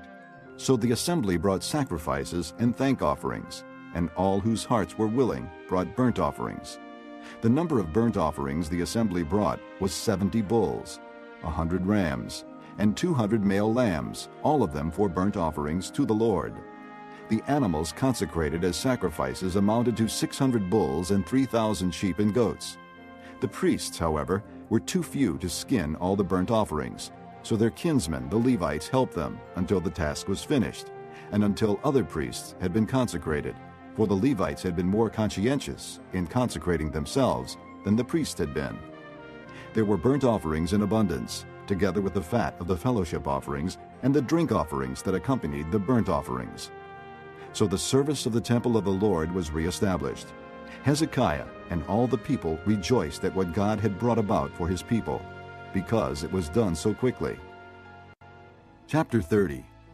Hezekiah sent word to all Israel and Judah, and also wrote letters to Ephraim and Manasseh, inviting them to come to the temple of the Lord in Jerusalem and celebrate the Passover to the Lord, the God of Israel.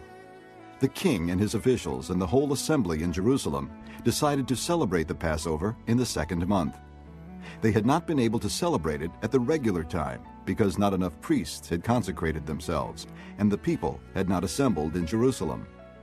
The plan seemed right both to the king and to the whole assembly. They decided to send a proclamation throughout Israel, from Beersheba to Dan, calling the people to come to Jerusalem and celebrate the Passover to the Lord, the God of Israel. It had not been celebrated in large numbers according to what was written. At the king's command, couriers went throughout Israel and Judah with letters from the king and from his officials, which read, "People of Israel, return to the Lord, the God of Abraham, Isaac, and Israel, that he may return to you who are left, who have escaped from the hand of the kings of Assyria. Do not be like your fathers and brothers, who were unfaithful to the Lord, the God of their fathers, so that he made them an object of horror, as you see. Do not be stiff-necked, as your fathers were. Submit to the Lord. Come to the sanctuary, which he has consecrated forever. Serve the Lord your God, so that his fierce anger will turn away from you. If you return to the Lord, then your brothers and your children will be shown compassion by their captors and will come back to this land. For the Lord your God is gracious and compassionate. He will not turn his face from you if you return to him. The couriers went from town to town in Ephraim and Manasseh, as far as Zebulun. But the people scorned and ridiculed them. Nevertheless, some men of Asher, Manasseh, and Zebulun humbled themselves and went to Jerusalem. Also in Judah, the hand of God was on the people to give them unity of mind, to carry out what the king and his officials had ordered, following the word of the Lord.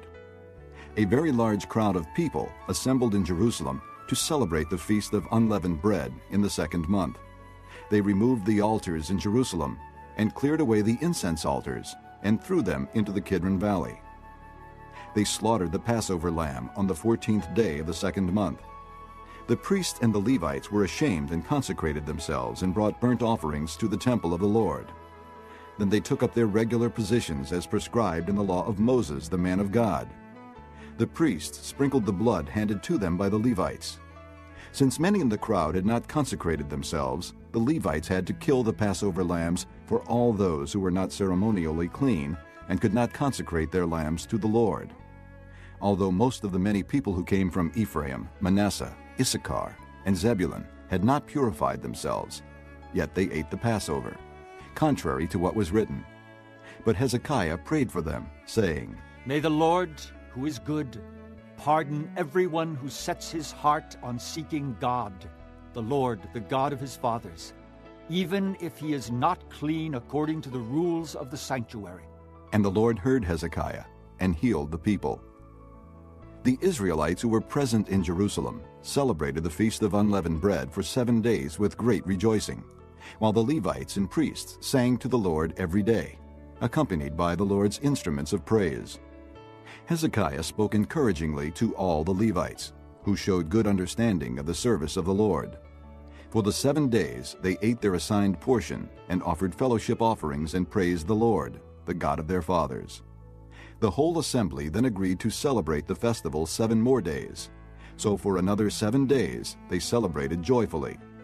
Hezekiah, king of Judah, provided 1,000 bulls and 7,000 sheep and goats for the assembly, and the officials provided them with 1,000 bulls and 10,000 sheep and goats. A great number of priests consecrated themselves. The entire assembly of Judah rejoiced, along with the priests and Levites and all who had assembled from Israel, including the aliens who had come from Israel and those who lived in Judah. There was great joy in Jerusalem, for since the days of Solomon, son of David, king of Israel, there had been nothing like this in Jerusalem. The priests and the Levites stood to bless the people, and God heard them, for their prayer reached heaven, his holy dwelling place. Chapter 31. When all this had ended, the Israelites who were there went out to the towns of Judah, smashed the sacred stones, and cut down the Asherah poles. They destroyed the high places and the altars throughout Judah and Benjamin, and in Ephraim and Manasseh. After they had destroyed all of them, the Israelites returned to their own towns and to their own property. Hezekiah assigned the priests and Levites to divisions, each of them according to their duties as priests or Levites, to offer burnt offerings and fellowship offerings, to minister, to give thanks, and to sing praises at the gates of the Lord's dwelling. The king contributed from his own possessions for the morning and evening burnt offerings, and for the burnt offerings on the Sabbaths, new moons, and appointed feasts, as written in the law of the Lord. He ordered the people living in Jerusalem to give the portion due the priests and Levites, so they could devote themselves to the law of the Lord. As soon as the order went out, the Israelites generously gave the first fruits of their grain, new wine, oil, and honey, and all that the fields produced. They brought a great amount, a tithe of everything. The men of Israel and Judah who lived in the towns of Judah also brought a tithe of their herds and flocks, and a tithe of the holy things dedicated to the Lord their God, and they piled them in heaps.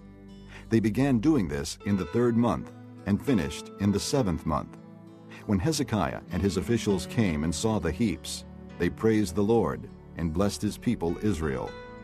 Hezekiah asked the priests and Levites about the heaps, and Azariah, the chief priest from the family of Zadok, answered, Since the people began to bring their contributions to the temple of the Lord, we have had enough to eat and plenty to spare, because the Lord has blessed his people, and this great amount is left over. Hezekiah gave orders to prepare storerooms in the temple of the Lord, and this was done. Then they faithfully brought in the contributions, tithes, and dedicated gifts. Conaniah, a Levite, was in charge of these things, and his brother Shimei was next in rank. Jehiel, Azaziah, Nahath, Asahel, Jeremoth, Jozabad, Eliel, Ismachiah, Mahath, and Benaiah were supervisors under Conaniah and Shimei his brother, by appointment of King Hezekiah, and Azariah, the official in charge of the temple of God.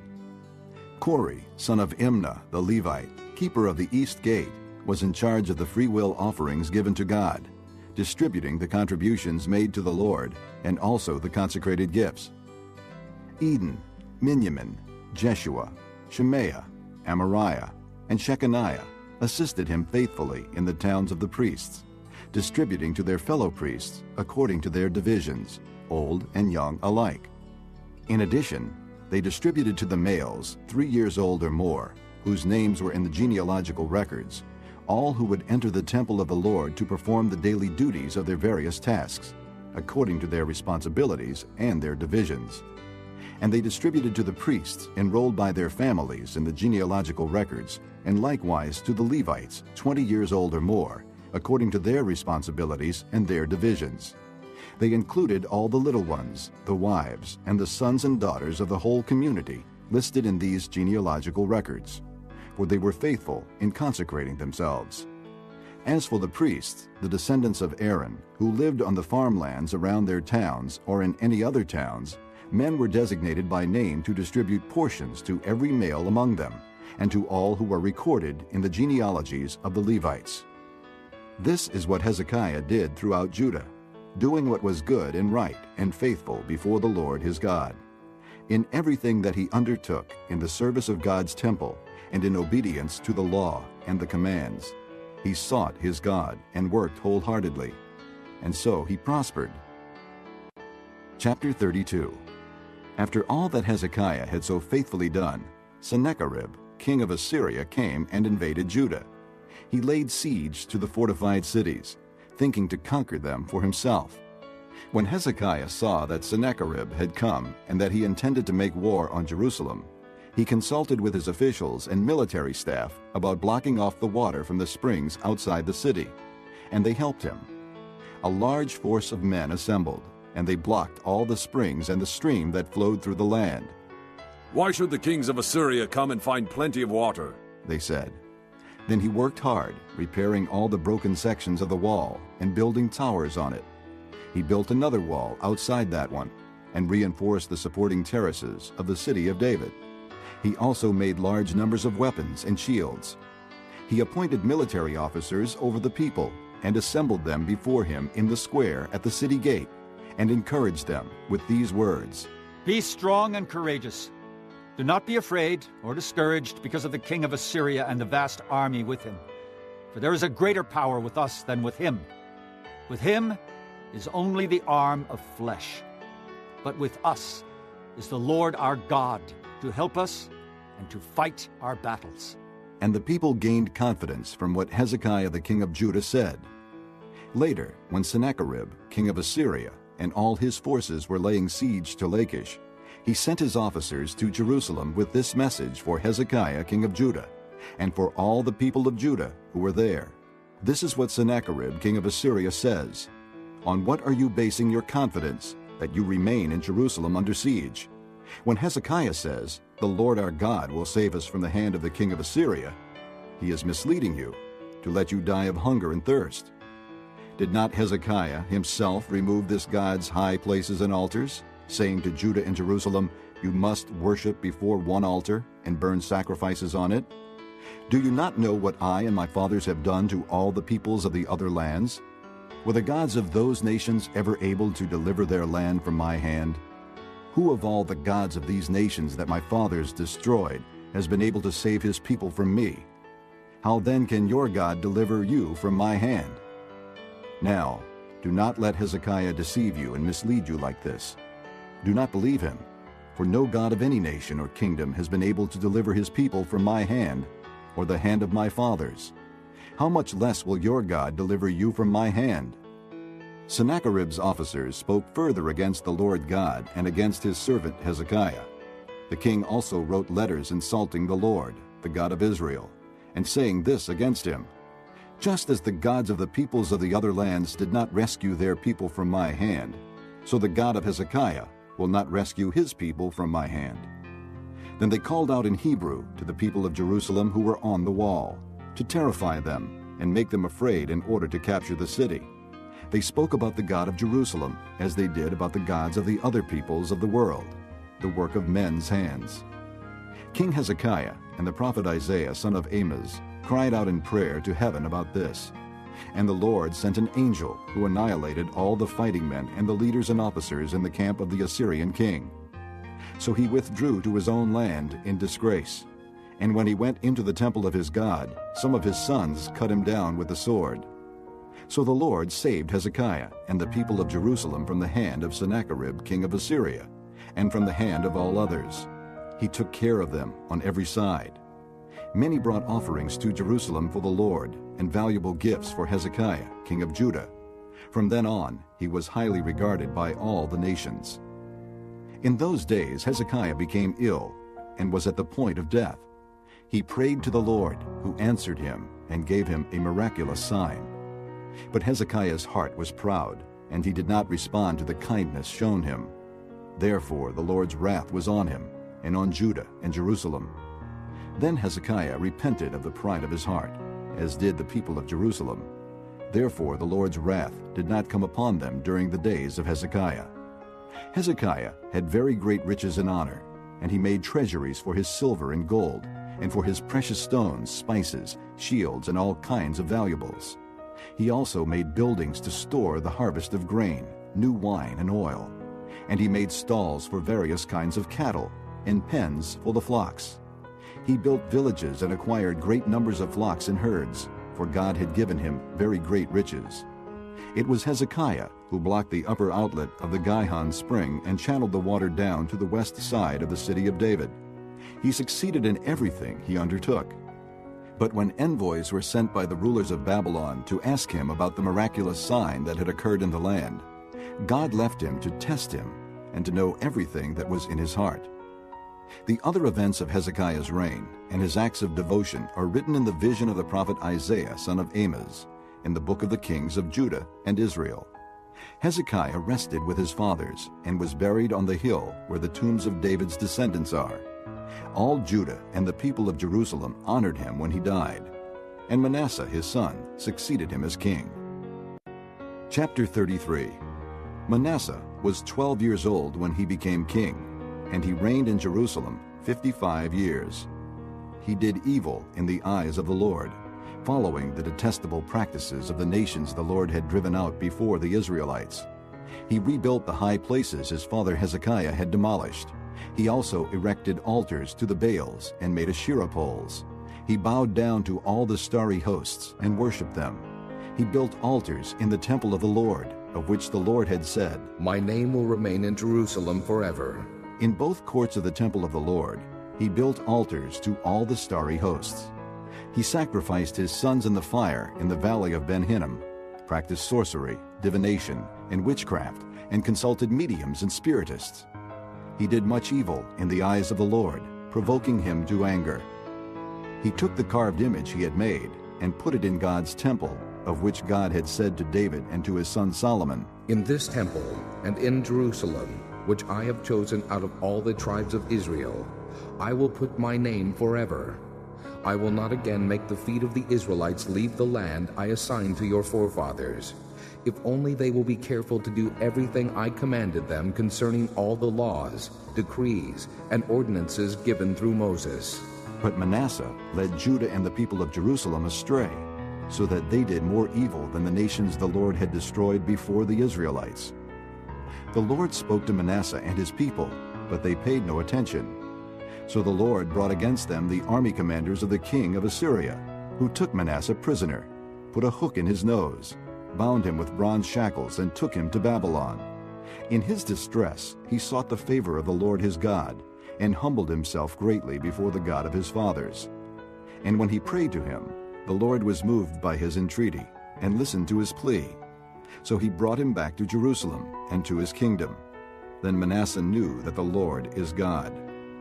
Afterward, he rebuilt the outer wall of the city of David, west of the Gihon spring in the valley, as far as the entrance of the fish gate, and encircling the hill of Ophel. He also made it much higher. He stationed military commanders in all the fortified cities in Judah. He got rid of the foreign gods and removed the image from the temple of the Lord, as well as all the altars he had built on the temple hill and in Jerusalem. And he threw them out of the city. Then he restored the altar of the Lord and sacrificed fellowship offerings and thank offerings on it, and told Judah to serve the Lord, the God of Israel. The people, however, continued to sacrifice at the high places, but only to the Lord their God. The other events of Manasseh's reign, including his prayer to his God and the words the seers spoke to him in the name of the Lord, the God of Israel, are written in the annals of the kings of Israel. His prayer and how God was moved by his entreaty, as well as all his sins and unfaithfulness, and the sites where he built high places and set up Asherah poles and idols before he humbled himself, all are written in the records of the seers. Manasseh rested with his fathers and was buried in his palace, and Amon, his son, succeeded him as king. Amon was 22 years old when he became king, and he reigned in Jerusalem 2 years. He did evil in the eyes of the Lord, as his father Manasseh had done. Amon worshipped and offered sacrifices to all the idols Manasseh had made. But unlike his father Manasseh, he did not humble himself before the Lord. Amon increased his guilt. Amon's officials conspired against him and assassinated him in his palace.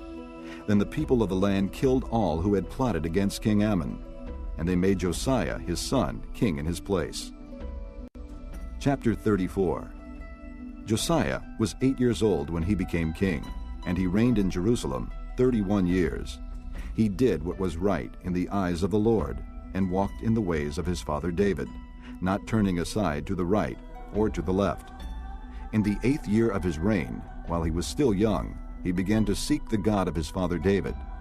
In his 12th year, he began to purge Judah and Jerusalem of high places, Asherah poles, carved idols, and cast images. Under his direction, the altars of the Baals were torn down. He cut to pieces the incense altars that were above them, and smashed the Asherah poles, the idols, and the images. These he broke to pieces and scattered over the graves of those who had sacrificed to them.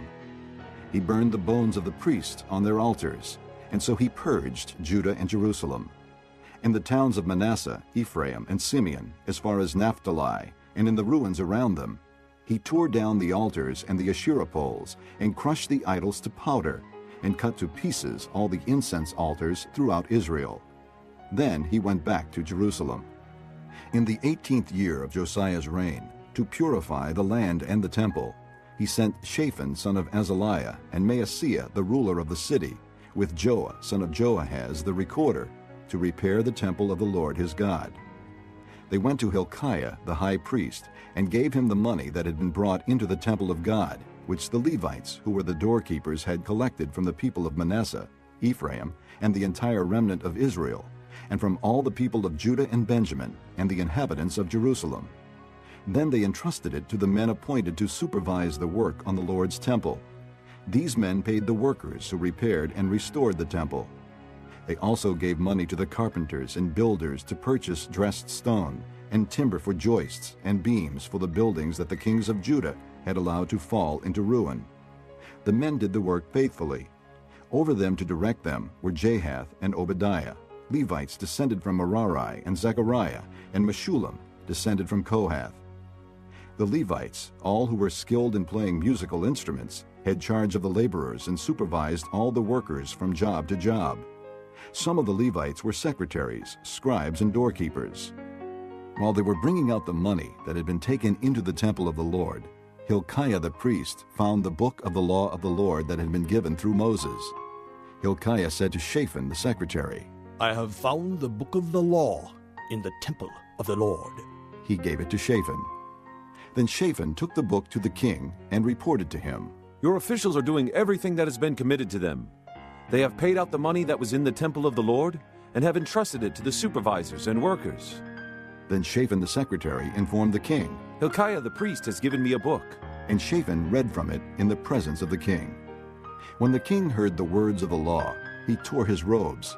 He gave these orders to Hilkiah, Ahikam son of Shaphan, Abdon son of Micah, Shaphan the secretary, and Isaiah the king's attendant. "Go and inquire of the Lord for me, and for the remnant in Israel and Judah, about what is written in this book that has been found.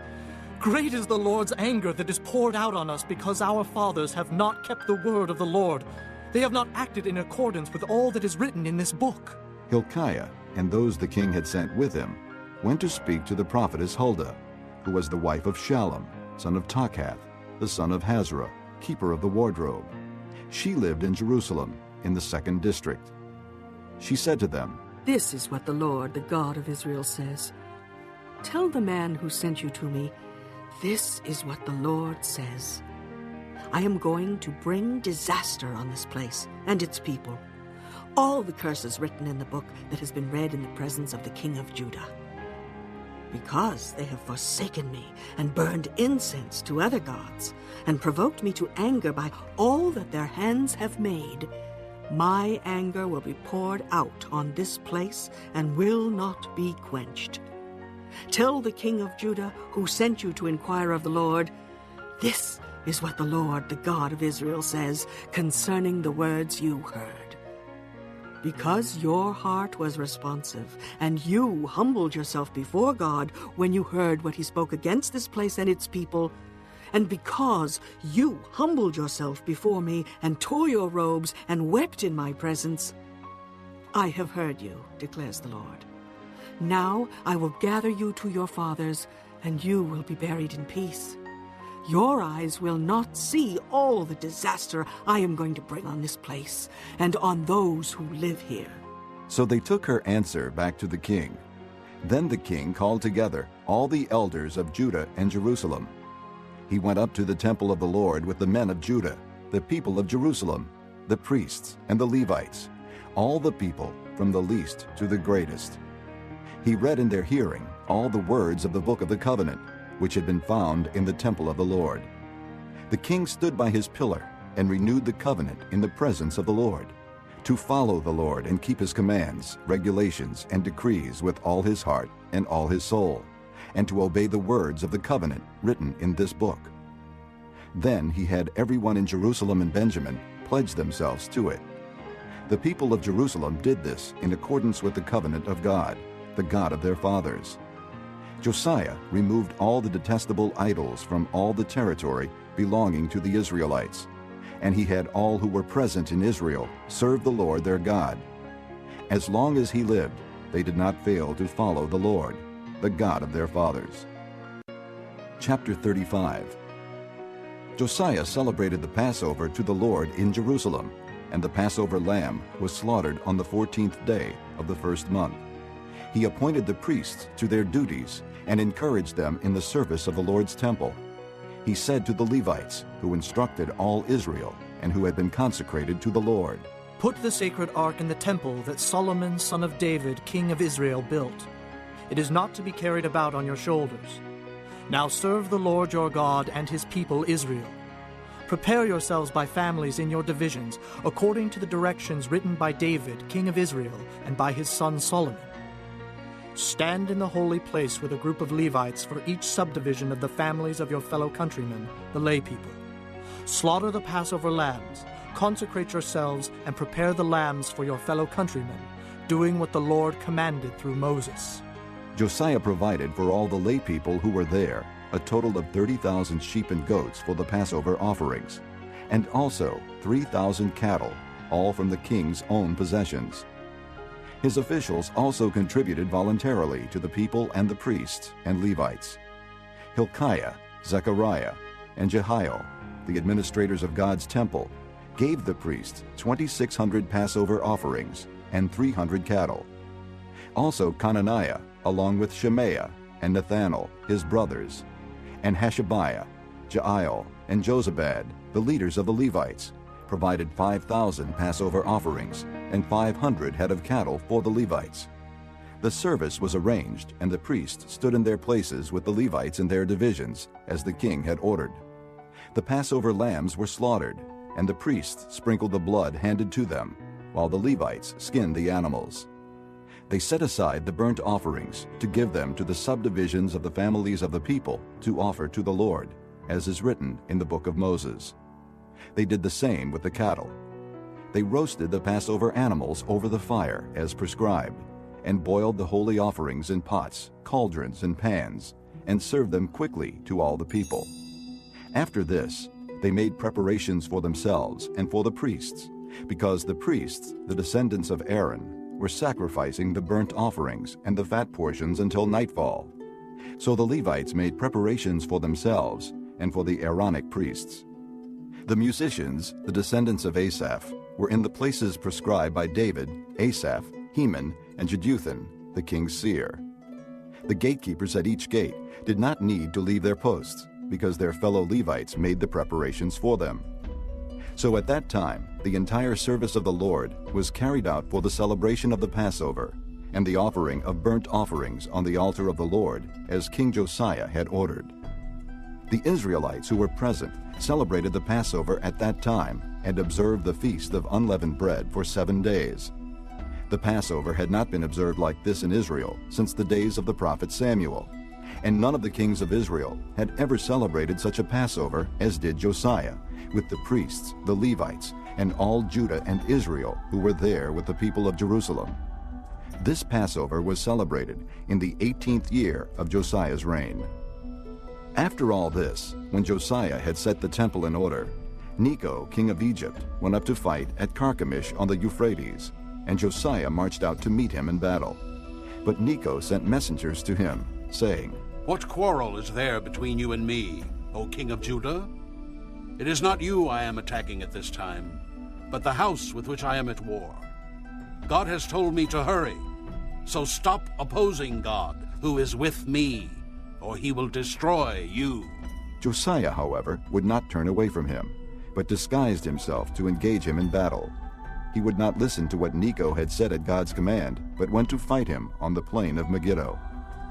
Archers shot King Josiah, and he told his officers, "Take me away. I am badly wounded." So they took him out of his chariot, put him in the other chariot he had, and brought him to Jerusalem, where he died. He was buried in the tombs of his fathers, and all Judah and Jerusalem mourned for him. Jeremiah composed laments for Josiah, and to this day all the men and women singers commemorate Josiah in the laments. These became a tradition in Israel and are written in the laments. The other events of Josiah's reign and his acts of devotion according to what is written in the law of the Lord, all the events from beginning to end, are written in the book of the kings of Israel and Judah. Chapter 36.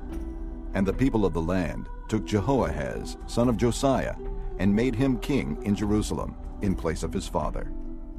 Jehoahaz was 23 years old when he became king, and he reigned in Jerusalem 3 months. The king of Egypt dethroned him in Jerusalem and imposed on Judah a levy of 100 talents of silver and a talent of gold. The king of Egypt made Eliakim, a brother of Jehoahaz, king over Judah and Jerusalem, and changed Eliakim's name to Jehoiakim. But Necho took Eliakim's brother Jehoahaz and carried him off to Egypt. Jehoiakim was 25 years old when he became king, and he reigned in Jerusalem 11 years. He did evil in the eyes of the Lord his God.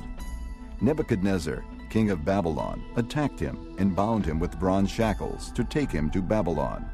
Nebuchadnezzar also took to Babylon articles from the temple of the Lord and put them in his temple there.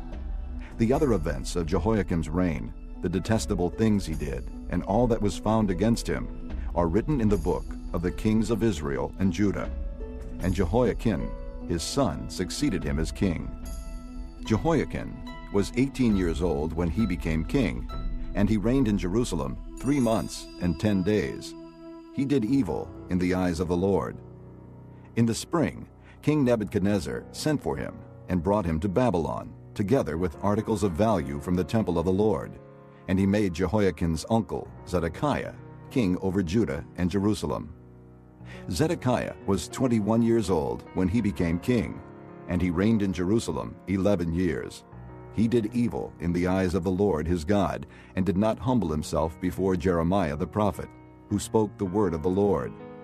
He also rebelled against King Nebuchadnezzar, who had made him take an oath in God's name. He became stiff-necked and hardened his heart, and would not turn to the Lord, the God of Israel. Furthermore, all the leaders of the priests and the people became more and more unfaithful, following all the detestable practices of the nations and defiling the temple of the Lord, which he had consecrated in Jerusalem.